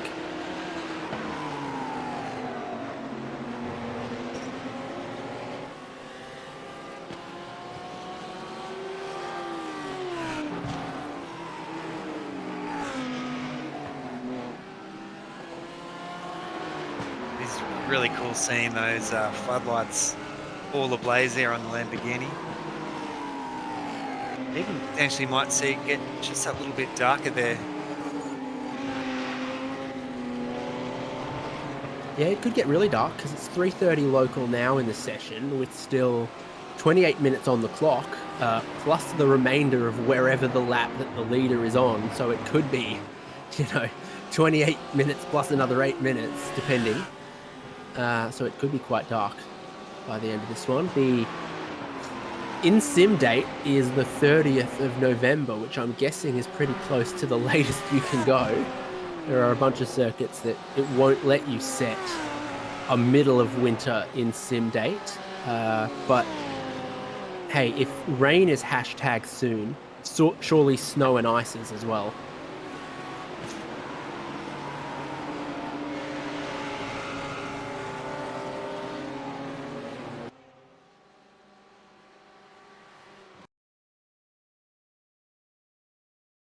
You could just imagine just how much trickier it would be with that limited visibility around, and Dude, imagine snow on the Mount Washington hill climb. I haven't visited Mount Washington in a while. I think the last time we did that special event for Aussie Car. Yeah, who won the V's in that again? Jay doesn't remember. Does Nick remember? I don't think anyone remembers. Here's Sebastian Flock pulling the Lamborghini out of the slipstream, and he will get himself around Tim Harris, who I think in his final race of the season as the points leader in AM class knows what's good for him. But it does mean Sam Lehman could come and try to take a race win away from him. No one pitting for the second time just yet, I don't think. I'm seeing 4 more laps to go in this race.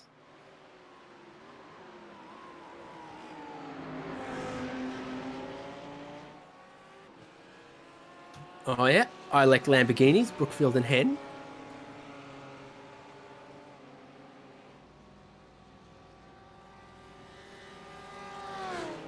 I'd have to say those two just working together at the moment.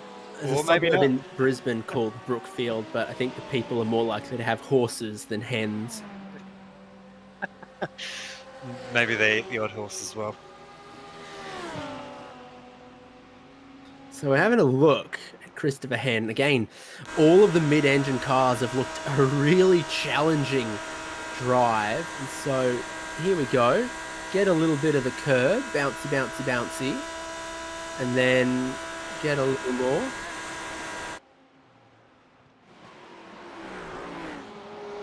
Might have actually made a little bit of pace on that as well. Oh, this is that front Ilek Mercedes. What is it? Lamborghini there. Missing that apex, a little bit wide. Heat is on between Connell and Williams again. Last lap for Williams, 809.5. Will probably be the second fastest lap of the race so far, if anyone was staying within track limits. So at the moment, officially the fastest lap of the race belongs to Lachlan Capel out front in his BMW.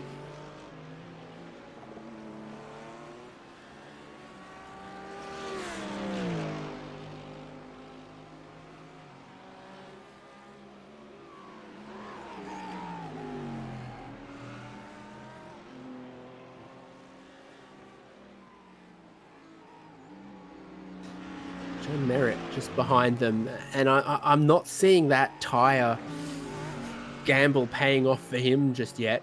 He was right with Lachlan Capel in the opening laps, if you recall, and now after spending an extra 6 seconds on pit lane, he's not any faster out on track. So now 10.5 seconds away from the lead doesn't look like a gamble that's paying off at all just yet, unless these tires are magically going to hit some cliff after 55 minutes. But it's the track is even colder now at 18 Celsius, and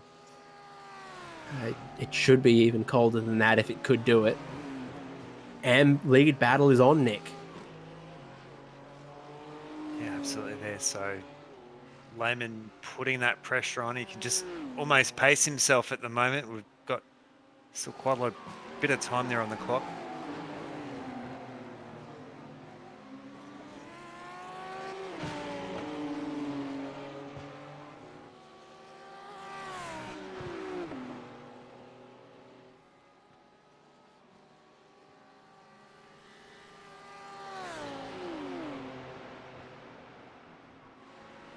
As always with the Nordschleife, where can you pass? We've seen some interesting attempts, particularly in the opening laps.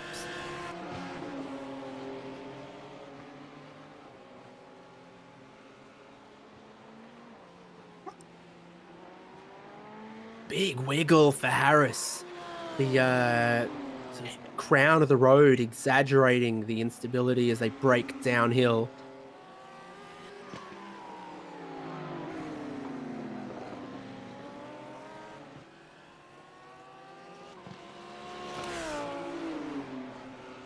Oh, and now it's Lehman's turn to kick the tail out. What a slide there by Lehman. Sorry. Oh, a fuse in the traction control box. What's happened to the Lamborghini here? It's Tyson Broad and... Oh, I've done this before. Does he end up in the wall? Oh, just. I've done that before. I have done that about 10 times. Whoa, off the road, nearly contact in the battle for second and third. Williams, very, very eager up the hill before the commitment corner to get his nose in front of Connell, but Connell's got the inside. Does it end in tears? It's got to. It doesn't. Connell holds on. Uh-oh.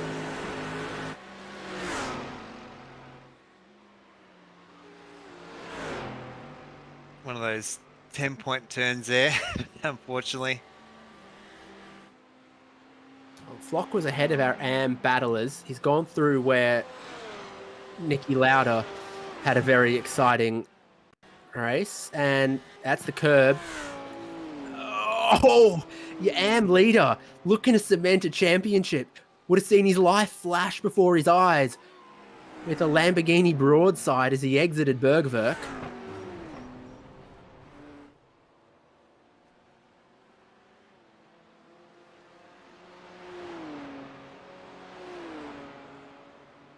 Could have been a massive moment in that championship.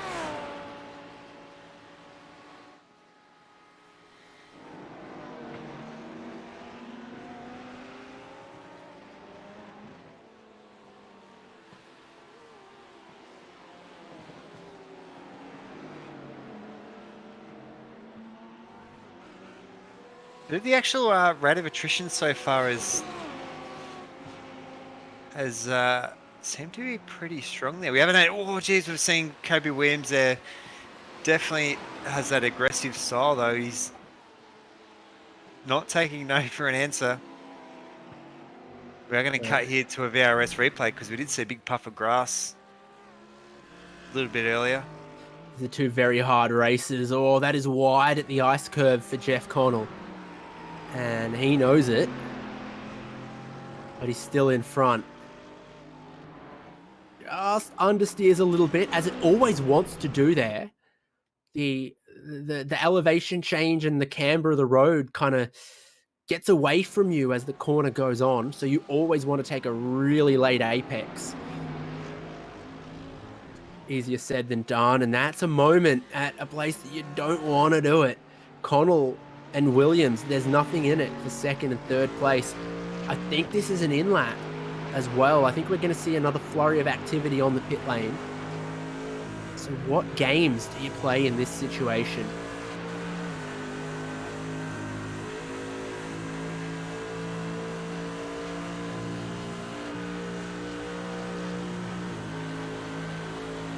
I reckon Williams can take this. He seems to have the speed in a straight line. Connell looks to duck back in, get a helping of the draft, but Williams runs middle of the road as they approach the braking zone here. It's almost great when we see the open wheelers. They almost like swap positions a couple of times down that section of that straight, just absolutely flat out. So we do see Williams, we do see Connell both in. So everyone who pitted end of lap 2 is coming back in. We might see Sam Lehman, Matthew Johnson, Adam Funslow run a little bit longer. Aaron Cooper too, here he is, amongst some of those drivers. Tim Harris and Sam Lehman both pit, so that surprises me to see Sam Lehman pit. I thought he could have gone another lap, but he's obviously just covering off whatever Tim Harris is doing. And Johnson goes one more. And Aaron Cooper. Lachlan Capel out of the lane already, so he's gone fuel and tyres this time. Gone fuel and tyres. Lachlan Capel. That's interesting. Unless he's just taking more fuel, but that looks like the tyres. Oh, and battling for second. Catastrophe has struck Kobe Williams because he's been speeding on the pit entry and it's given him a penalty.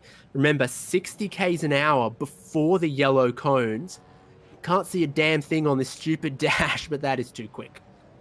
Maybe he couldn't see a damn thing looking into the sun.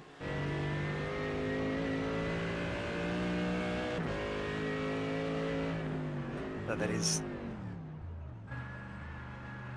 definitely Kobe Williams Championship. What could have been. He's just had that pace, but we've had so many troubles here throughout the season.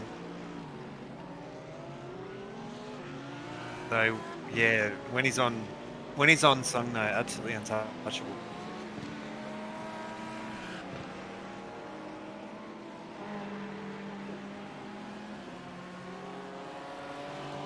Yeah, that's really damaged his race. This is Johnson. Remember, went a lap longer in the opening stint, so he's still serving out his second stint. Same for Aaron Cooper. The battle for the win is between Capel, Connell, and Merritt. So Capel went fuel only the first stop, and now looks like he's gone tyres. Merritt, I think, went tyres the first stop and has now gone fuel only. So you imagine that should bring them closer together, but there's still about 9 seconds Capel to Merritt.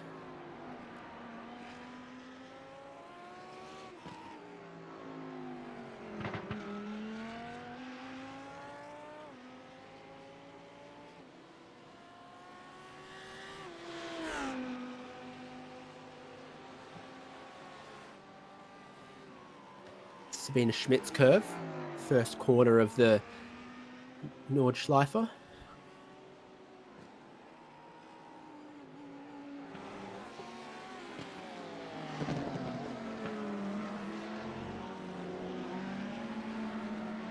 I have to say for Christopher Hen, just not as strong as what we've seen in the past. Is he out of place in the pecking order?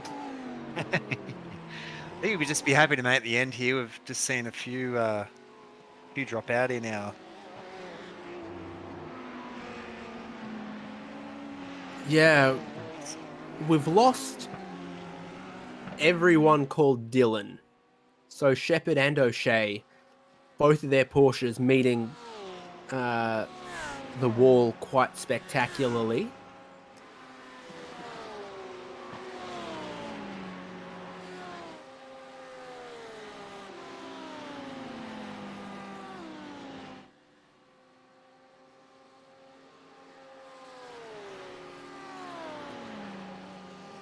Cutting to a replay here, so Oars. Broad, yeah, Tyson Broad. In the Hudson back.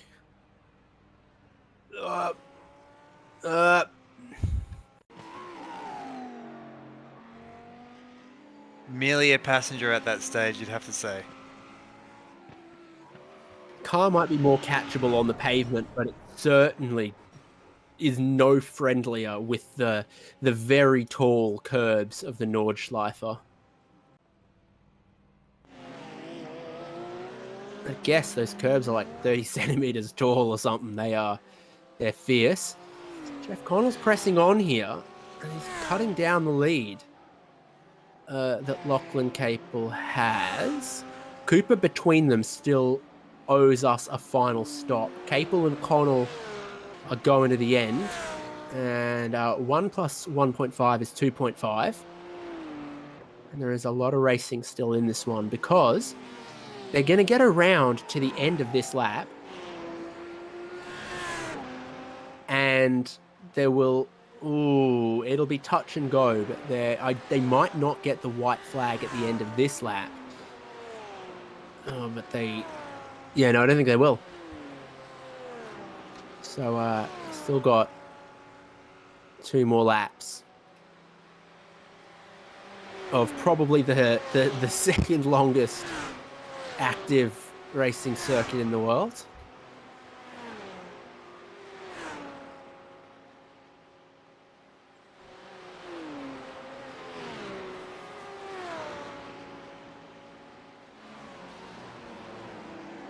Definitely the longest permanent circuit. Funslow, Hen, Fit in that order. Up the hill they go, and the Porsche is not in its element, with air resistance and gravity taking a big drain on its already diminished horsepower, and the Lamborghini of Christopher Hen goes through for position.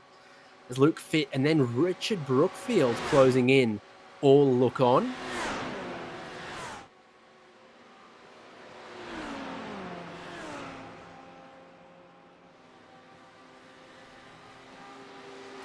Really decisive move to make there for Hen, because again, we've seen you just can't pass anywhere else on the lap around this section.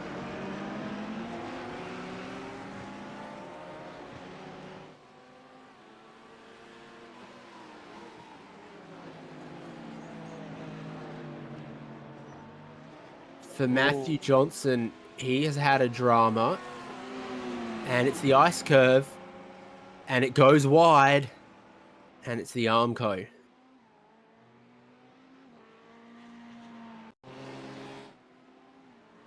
Thought he might have got away with that. Maybe. We have eyes everywhere.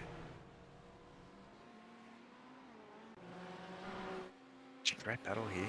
Yeah, Jeff Connell with Aaron Cooper yet to stop between himself and Lachlan Capel, and he's not going to get around easily or quickly, I don't think. Although, with that said, they've just worked their way through the Kleines carousel, and he should be able to make a pass on Cooper, even if Cooper is going to pit at the end of this lap either way. So that's a good exit. Oh, that's bright. There you go. You can see how fast those trees, everything goes past. See the fence, signs, gantries, and now Porsche.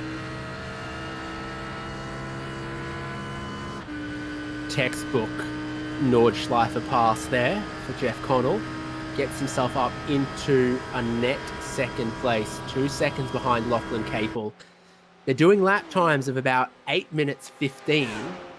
Well, look at where the leader is. Look at how much time is left on the clock.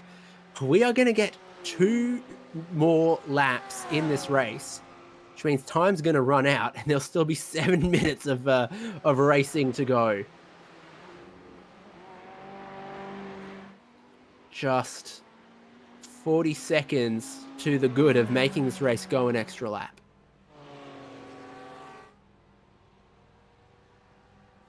Pit stops now all shake out as we enter the final phase. Lachlan Capel leading from Jeff Connell.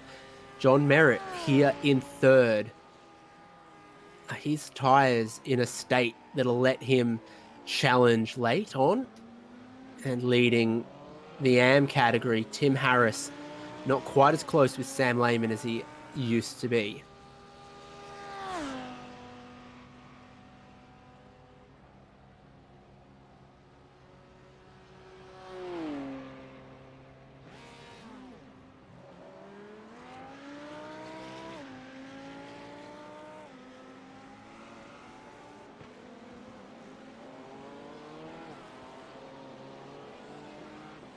Johnson's back out after his pit stop, and he's turned in from on the grass. He saved it, and then he's lost it, and he nearly got T-boned by Cooper as well. Oh, a tough outlap for Matthew Johnson. And I'm pretty sure went fuel only, so we can't blame cold tyres on that one. He's in some fierce company, isn't he? Yeah, he's just having that train coming up. Yeah. Very quickly up. Potentially be swallowed up.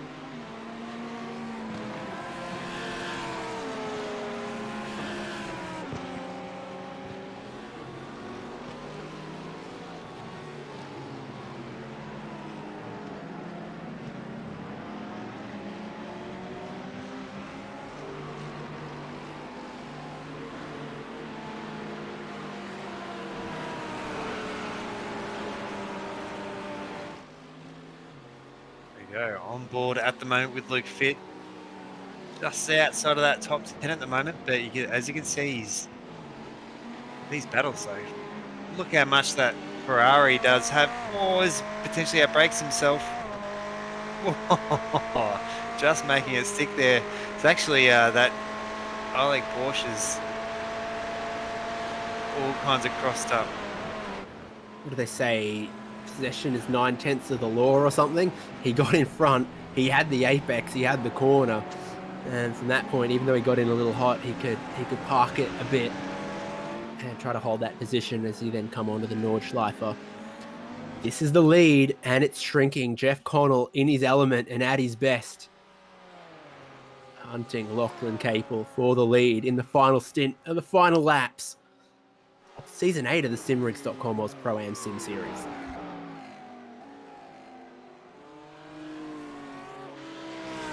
Yeah, absolutely. You can see Capel though. Big look of concentration here. He's working hard. It seems like the GT3 is a more challenging car to drive at 10/10 than it used to be. Definitely keeping. I think the Nordschilefe definitely lends itself as well. You can kind of catch a glimpse of that relative. Try and work out where is that. You can clearly see Connell's just pulling tenths here and there. You're thinking, if this guy's within a second of me by the time we get onto the dotting Ahura, then I might as well give up. But if I can keep the gap at 1.5 seconds to that point on the circuit, I stand a chance.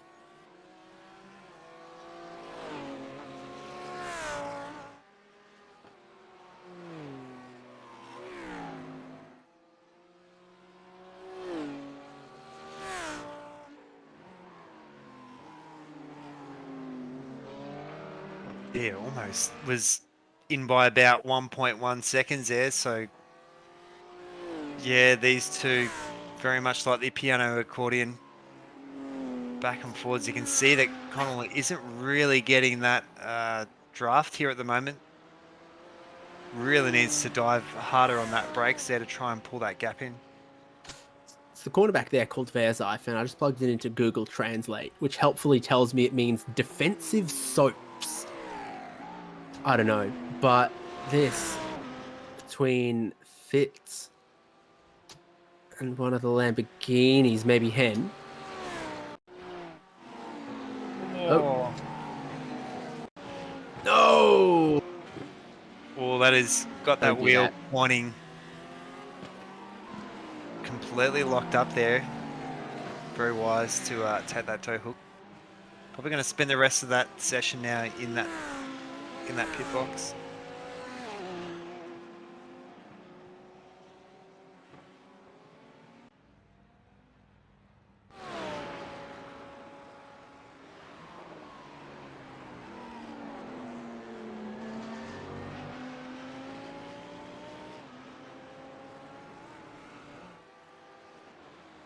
I think Connell's in that magic number of the slipstream now, especially at these sort of high-speed parts of the track. Audi looking strong in the twisty stuff as well.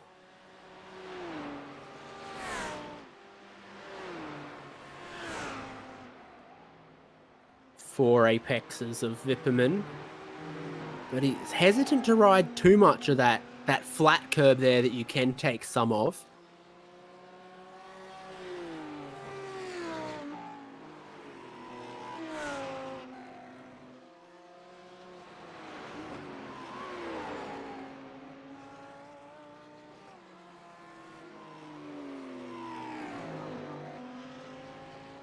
Wow, Capel a millimetre from turning in on the grass. Both of them run super wide on the exit of the ice curve. Coming towards one of the jump sections here. How much air do they get now? Oh, that looked pretty airborne. That looked pretty airborne for sure for our leaders, but the gap is underneath a second. Okay, here we go. How airborne for Jeff Connell. The front wheels are going to get air, but do the rears? No. I think that's only 2 up. Maybe that rear wing just holding that back down just that little bit.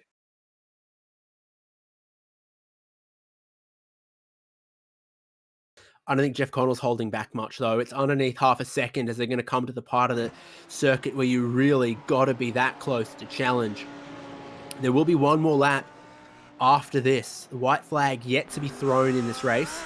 And wide on the exit for Lachlan Capel, feeling that pressure, moves immediately to the right-hand side of the circuit, back down towards the left, trying to break the toe. I think it's too little, and it's too late. Jeff Connell is reeling him in for the race lead at the Nordschleife.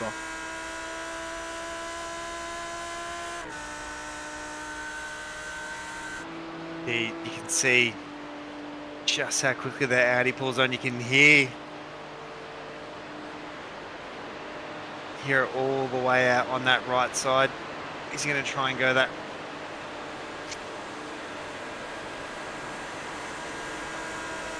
Capel didn't want to give up too early, but there comes a point in that twisty braking zone where you've just got to if the other guy's got his nose in front. Here will come the white flag. A minute left on the clock, and they've got one more lap of the combined Nurburgring.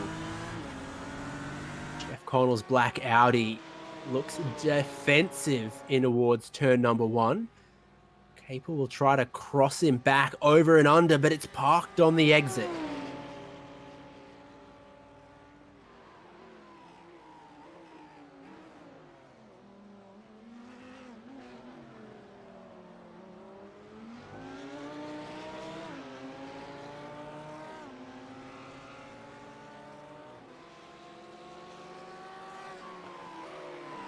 You're betting your house on one driver, Nick. Who are you got? I need to finish these Renaults off first, but surely Connell has just got that strength at the moment. So whether or not Capel can try and keep that pressure on, we do see in those open wheelers that it all comes down to that really long straight section down the back. But whether or not, if Capel can just hold him to around 5/10 or just under that second mark, maybe try and make a late dash. That would be definitely a way to take that championship out in style. Uh-oh. That's turn 1. Richard Brookfields.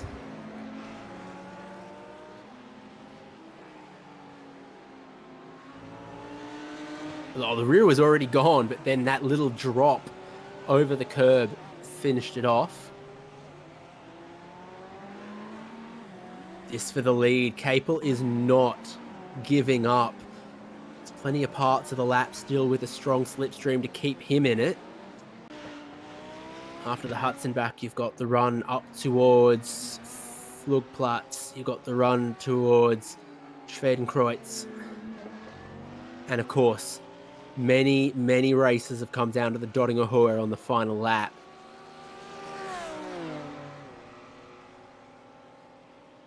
Who's taking more curb? Connell seems to be getting a fair chunk of it now. Yeah, they seem to be pretty even out of that corner there.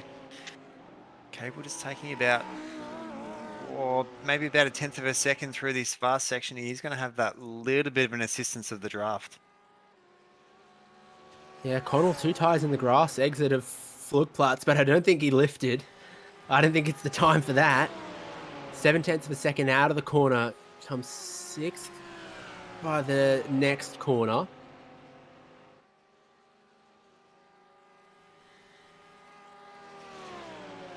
There's Jeff Connell, a multiple-time race winner in this championship, a past champion, absolutely at his peak form. We haven't seen him that many times in the last 2 seasons or so, I'd say. But when he's on it, he looks a step above the rest of the field.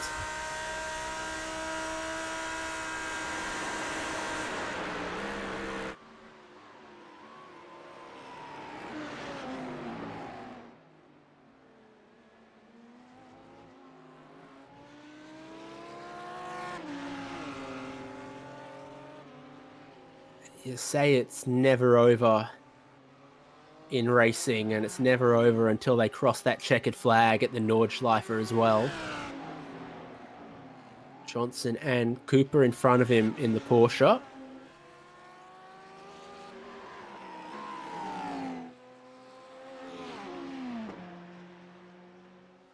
You have to say there for Johnson, I think just to make that top 10 with all the problems that he's had so far, not too bad of a recovery drive, you'd have to say. He's going to try and... Yeah, he's going to give it a red hot go. Cooper is not giving up on this, but surely he's about to have to. That's gutsy. That is super gutsy. Up front here, they're about to hit another one of those fast sections of the circuit where the slipstream could help Lachlan Capel. He's still within half a second. You're just looking to optimize that run off Bergwerk. There's a bit of camber at the apex late on, like Tower Bend at Sebring, but also very, very different. So this will keep Capel in the hunt all the way till the end. You just need to be within half a second on the Dodingahoa on the last lap, and you have a chance. Look at this uphill. This is a really steep uphill section of the track.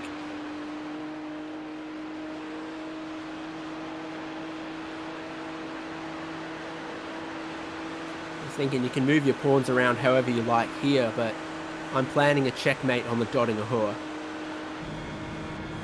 Just a really, that was a pretty heavy wiggle there from Capel under brakes though, but doing a good job though. Maintaining that gap, still sits around about that 5/10 mark.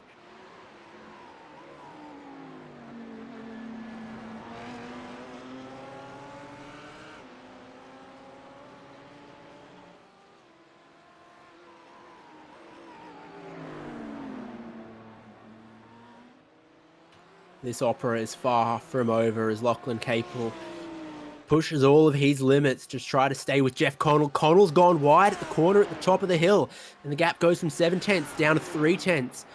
Part of the circuit here with the Audi ought to be able to pull away from the BMW to break that critical slipstream onto the Dodingahoa, and a little mistake from Connell gives Capel every fighting chance to still win this.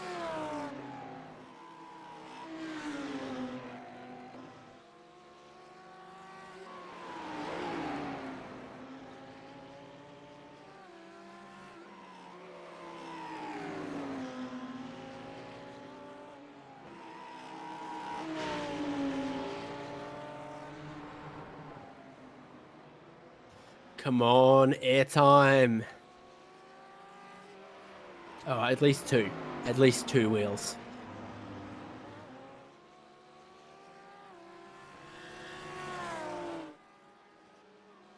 Connell showing again the Audi's super quick through the twisty bits.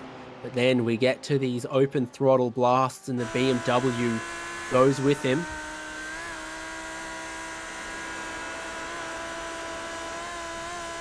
Little carousel, you got to be careful how much speed you carry in here. Because it's too much. You pop out wide, you touch the grass. Connell's off, Connell's into the barrier. Lachlan Capel is going to go through into the lead of the race. Did I script it? Was it tactical? Because now Capel's ahead, but Connell's half a second back in the slipstream. There's one braking zone left in this lap, and Capel goes right. Capel's going to go left. He's going to fight for all he's worth in this one, but is there damage on the Connell Audi? Connell seems to be sticking with him there at the moment. You can just see that time coming down. Oh, it might not be enough. It was about 5/10 at the start of that straight, down to about 3/10 now. It hangs in the balance. Either of them could win the final race of the season in the Simrigs.com Oz Pro-Am Sim Series. Capel in front. Connell in the slipstream. So brave. Nothing to lose into the final braking zone. And he's going to give a little bit of Morse code. Capel's ready for it to power off the final corner. The checkered flag waits after an hour on the Nordschilefe, and he's celebrating already. Lachlan Capel will take a win. Connell cracking at the last moment.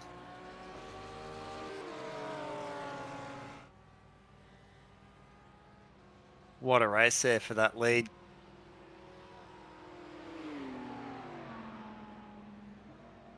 Very quiet race there for Timothy Harris. There's a lot of action out in front and a lot behind, but kept his nose clean for most of it. So great result there for the Locked On lads. Also winning the provisional M-Class champion as well there, David. Absolutely, and the perfect way to seal it for Tim Harris. like Shane Van Gisbergen, and they don't need those motors no more. So they're going to burn it down in the runoff of turn number 1. Who else can steal some glory at the final moment, the final opportunity?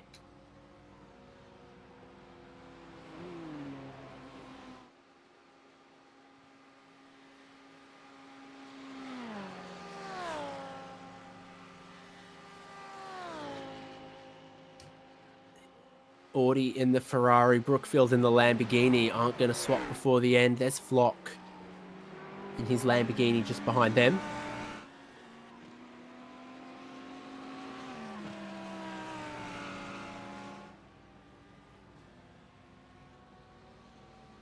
Wow, what a close race at the end. Lachlan Capel by 2.5 tenths, taking the lead back on the final lap in the final sector from Jeff Connell, who knew he had to push on and overstepped just by 1 kilometre an hour, by a millimetre, at one of the most challenging circuits in world motorsport. John Merritt in 3rd, from Yeaman in 4th. Not an easy race for him either. But Tim Harris, the AM winner, taking that in style with the race win in his category as well, and a 5th overall, if you don't mind, at a circuit that really rewards that kind of steady and tidy performance. Sam Lehman wasn't going to let him have it easy, and then Matthew Johnson, Aaron Cooper, Christopher Henn, and Adam Funslow complete our top 10 from the 1 hour enduro race that closed out the season. Tim Auty, Richard Brookfield, Sebastian Flock, and Joshua Fitt, the next of the pro runners, before Wilkinson completed the AM podium about a second ahead of Jordan Ferguson there. And then you had Luke Fitt, Tyson Broad, Ben Jeffrey, Kobe Williams, his race coming to a demise with the pit lane speeding penalty at a critical moment. And then it was Dyson, Buchanan, Shepherd, and O'Shea as our retirements, Nick. Absolutely. Gee, what a great way to end this season. Adam Jepson, Andrew Dyson, Brady Buchanan, Dylan Shepherd, Dylan O'Shea. So, as you were saying, quite a few Dylans not making the end.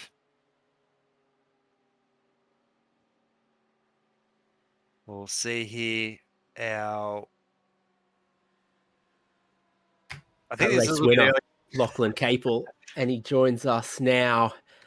I mean, I don't know about you. I love this track. I love it too. It's actually my favorite track in all of iRacing. I've probably spent the most hours hot lapping. Season update, interesting to say the least. Cars became extremely plowy. So trying to figure out, basically rememorizing my brain on how to drive these cars was certainly something interesting. Well, you came through the field, you're top of the crop, and you take the championship with a race win at probably the most difficult circuit and race of the season. Yeah, look, I'm kind of slightly disappointed I couldn't take it out last week, but last week had its own set of issues, so I'm happy that we could just do what we could tonight. I mean, the goal was literally just to finish the race, I think being top 10 or whatever the points required, but getting a win, you know, that's always kind of helpful in terms of just a little bit of happiness, especially with one of my favorite cars on my favorite track, so good to see. Your season in a nutshell then, what will you remember from season 8? What I'm gonna remember, well, probably this big update that caused interesting issues tonight, and then the sort of the transition between taking the Porsche or switching off the Porsche and going to the BMW that kind of allowed me to just immensely find a lot of pace and actually start to get back up where I thought I belonged, at least, or where I felt like I belonged, right at the top with the best drivers, or best GT drivers in Australia. So good to feel. You're not gonna let Dan know about it for the next week or so? Oh no, I'm really happy that Dan's actually came out of nowhere and finished P2 in the standings. After Cobb had what could be described as probably the weirdest iRacing bug in the pit lane he's ever had. But yeah, being P1 teams, DBM Beyond Blue, and then P1 and 2 in the championship. Being honest, I couldn't have asked for anything better walking into the season. Lachlan Capel, you're the Season 8 Simrigs.com Oz Pro-Am Pro Champion. Who would you like to thank? First of all, big shout out to Drop Bear Motorsport and Dan and Tom and all the friends of Tyson and Seb and Cobb all jumping in every night and making the series what its great is, and all Drop Bear sponsors of Encozy Engineering Solutions, Sam Blacklock Media, Hybrid Racing Solutions, and Revolution Race Gear. Also a big shout out to you guys for I think this is the second or third season you guys have broadcasted for AusPass, so the broadcast and viewership couldn't be done without you guys. It makes it so much better, and watching the races back. And also I have to shout out my dad for being in the background all the time, watching my races, helping me out, trying to encourage me to do some stuff. So yeah, big shout out to him as well. Oh no, we lost him. Shout out Papa Capel and congratulations, Lachlan Capel, our champion. Nick, I'm gonna send you to find our AM class champion. I reckon, again, it's so good to see our champions from both divisions, sealing it with that win. Yeah, absolutely. There, congratulations, Tim Harris there for Locked On Lads Racing there, snagging that AM class win. So talk us through it tonight. Yeah, it was I don't know what the other guys have said so far, but it's quite a different car tonight than it was last week. So didn't really know what to expect, but I thought that was actually probably the most fun it's been all season. So cheers to that. Yeah, cool, a lot of fun. Obviously the track itself, that's the only thing I was racing tonight. I wasn't racing anyone else, just the track, and obviously the variants in the car tonight. But man, cool, really enjoyed that and super fun, and I'll definitely do it again. You'd have to say there was quite a lot of action out in front and behind, but you've managed to keep your nose clean. It was definitely what lended you to such a consistent result. Yeah, look, I've had up and down rounds. I guess the whole way through the season, I don't think I've actually had a clean first race in all the sprint rounds. So I've had decent enduros though. Sebastian, I think it was, he lost the Lambo in front of me, and that was a very scary moment. I sort of saw it all unfolding from there, and I was trying to count how long the tow would be as it was happening, but just managed to get through. I'm not sure how close it was, but it felt really close from where I was sitting. So lucky to get through, but it was just a game of patience. I think probably for everyone from Lachlan right through back to the rest of us, it was patience and having a bit of restraint to get to the end, which you need around a joint like this, because otherwise you're going to die a very quick death. Absolutely. Well, congratulations again. I'm sure we'll see you next season. Any people and sponsors you'd like to thank? Look, as far as Locked On Lads, boys, cheers to all them for all the support. So hopefully we can get together and do a bit of 12-hour action in the GT3, get the rest of the boys involved. And obviously first, the real person to thank though is Sam Lehman for doing such a wonderful job putting this series together season. They just keep going on, and they're cool, and everyone keeps coming back because they're having great fun. So obviously FGM, Atusha Toyota, Johnny, Phoenix Smokers, ASR, and Index Designs. So thanks to all those guys, because without them and yourselves and the broadcast crew, we wouldn't be here doing it. So thanks everyone, a lot of fun. Absolutely. Well, congratulations again, Timothy Harris, and I'm sure we'll see you next season. Cheers guys, catch you then. Bye, Katie. Oh, there we go. Great to hear from not just our race winners across both categories, but they are our champions after an awesome season. Great here to have that sort of rolling balance of performance that means every car stays in contention, and we see all of the different beautiful and various GT3 makes. Let's find someone else who can sort of put a bow tie and a ribbon on the end of our season, because Sam Lehman joins us. Sam, how you doing? I'm well, yourselves? I think we're pretty good. That was an exciting race from where we were watching it, and you were certainly in that battle for the AM class win there as well. But Tim Harris took it from you, and in doing so, put a really nice signature on the end of his season in championship.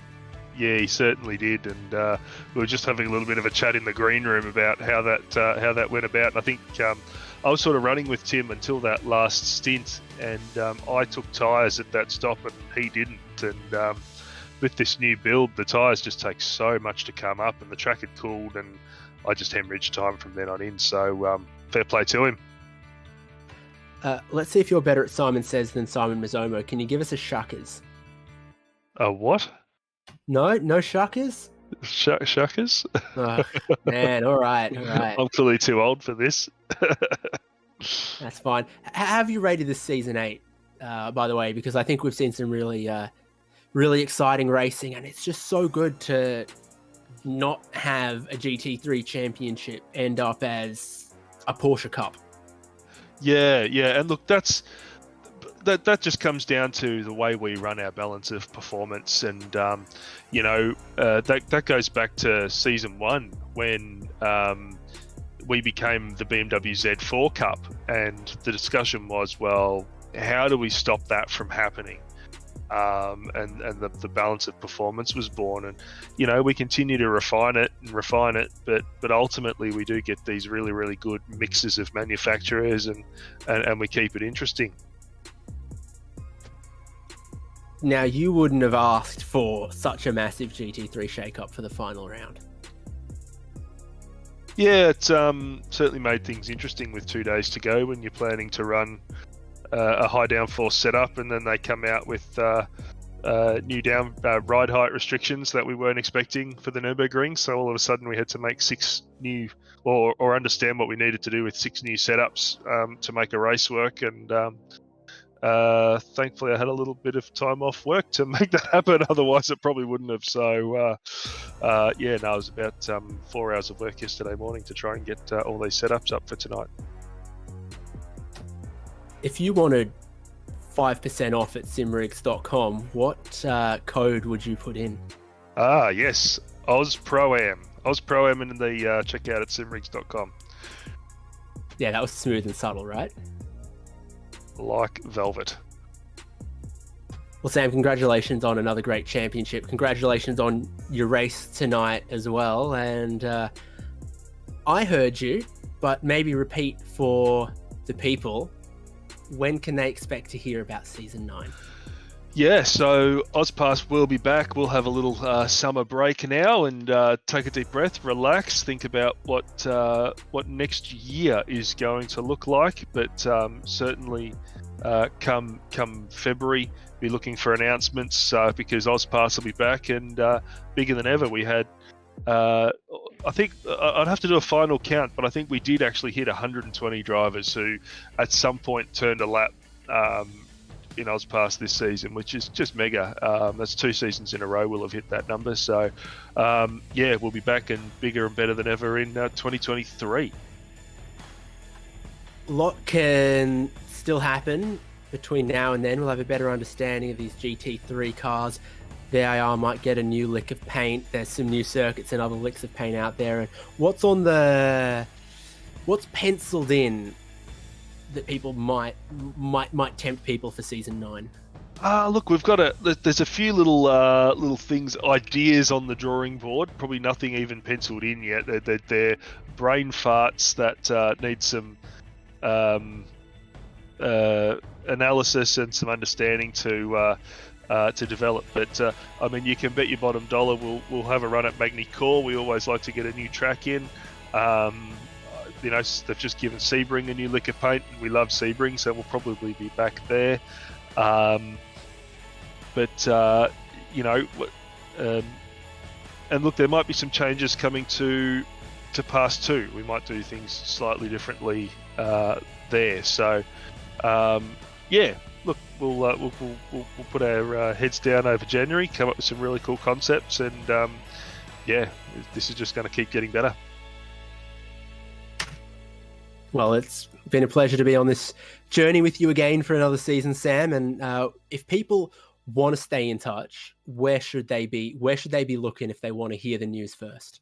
Yeah, so head to our Facebook page, the simrigs.com AusPro Sim series, or hit up our Discord. The links are on the Facebook page. The Discord's probably where the absolute latest news comes out, so that's where you want to be. Awesome. Congrats. See you in 23. Thanks, guys. What a thrilling end to the simrigs.com Oz Pro Am Sim Series for Season 8. The sun sets over the Nordschilefe and it sets on Season 8. Congratulations to our Pro Champion, Lachlan Capel, and our Am Champion, Tim Harris. I've been David Haynes with Nick Skariev and Jay Kennedy here on SimSpeed TV.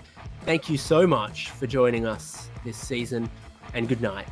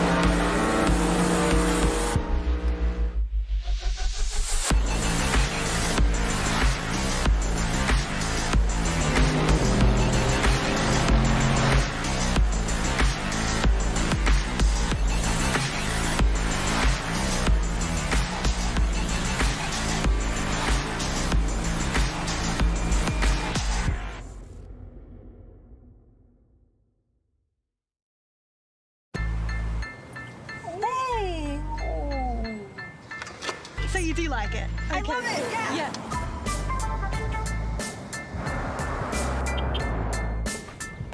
Now when you go pre-owned, you can enjoy the same feeling you get with a new Toyota. Tested and backed by Toyota. Upgrade your car, mate. This? Yeah, no big deal. Toyota certified. Pre-owned in a class of its own. Oh, what a feeling. Toyota.